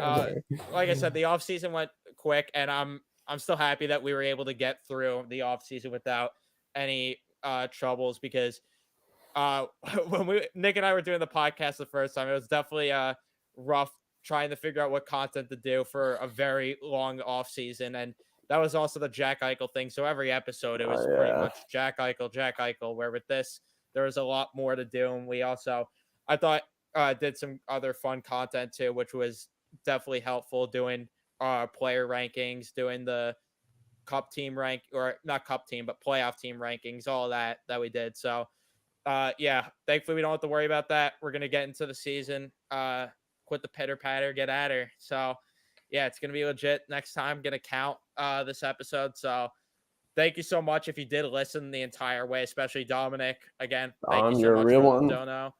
Oh wait. We have to do this from now on. Viewer of the stream. So kind of like player of the game, true. viewer of the stream. The first annual viewer of the stream goes to Dominic. Absolutely Yep. goes to the Ranger School, his first of his national hockey career. A power play goal scored by number 10 since he donated $10. Dominic Kim. The assist by Dominic. Who do you want to be assisted by? Make it perfect. Make it good. Make it count. Well, he's out of here. He said, "Have a good one." Yeah, he's out. Have a good one, Dom. Yeah. Don't enjoy your day. Now that you listen to 3 idiots to start your morning, enjoy the rest of your day. Enjoy your Saturday with whatever you're going to be doing. There you go. You are the first annual viewer of the stream. Congrats. Thank you again, though, Dom. And yeah, thank you to everyone that stopped by in the stream. Mike, Connor, everyone else that stopped by. Sorry if you didn't mention your name. George had to, of course, give a shout out to George with those amazing comments. Yes. George in the jungle, baby. George was definitely great. I mean, I didn't think we were going to be talking about Gauthier today. I didn't think Sean Avery. I didn't think Stu Bickle's name was going to get brought up today, but we had Stu Bickle brought up. I'm looking back in the chat. He says, bring back John Scott. Yeah, look at this one. Our 6th defenseman is Stu Bickle. I didn't think Stu Bickle. Oh, the Lord. Pickle. I didn't think the Pickle was going to get mentioned in this one. Ooh, Aaron Asham. My Lord. We had some names. Interesting. For sure. I can't wait George for came in with the heat. Yeah, that's facts. Sean Avery. Yeah. As Sean or Sean. George wasn't playing games here. George came in on a as mission. great as George was, Dominic was just like lethal out here, donating 10-0 and That then is just facts. being a viewer, early morning view, at 8 in the morning hearing us. Ugh. Definitely, Ugh, That's no hard to way. in the morning. That's Oh tough. yeah, That's for so sure. tough. No question. Yeah, we're gonna finally wrap this up now. Yeah, 2 for hours and real. 40 minutes. Thank you guys Wait, again so much. Wait, I have one more. No, I'm not kidding. Go ahead, wrap it I up. knew you were gonna do that. Psych! Thank you so much. Steve Boucher's the best coach of all time. Thank you so much. 1-3. Thank you so much for watching this one. See him in the waiting room. Really do appreciate you guys for stopping by and watching this one. If you did, we're definitely gonna do a lot more live shows. That's for sure. This was definitely a better way of doing it, getting some viewers involved. We're not gonna always do it live, but we definitely will throw some live streams here and there. But yeah, we're gonna wrap it up now. If you're listening to the audio version, give us a review and a rating. If you're watching on YouTube, subscribe, like, turn on your notifications so you know when we upload next. But next episode, it's gonna count, and we'll see you guys in the next episode. Let's go, Rangers. Was there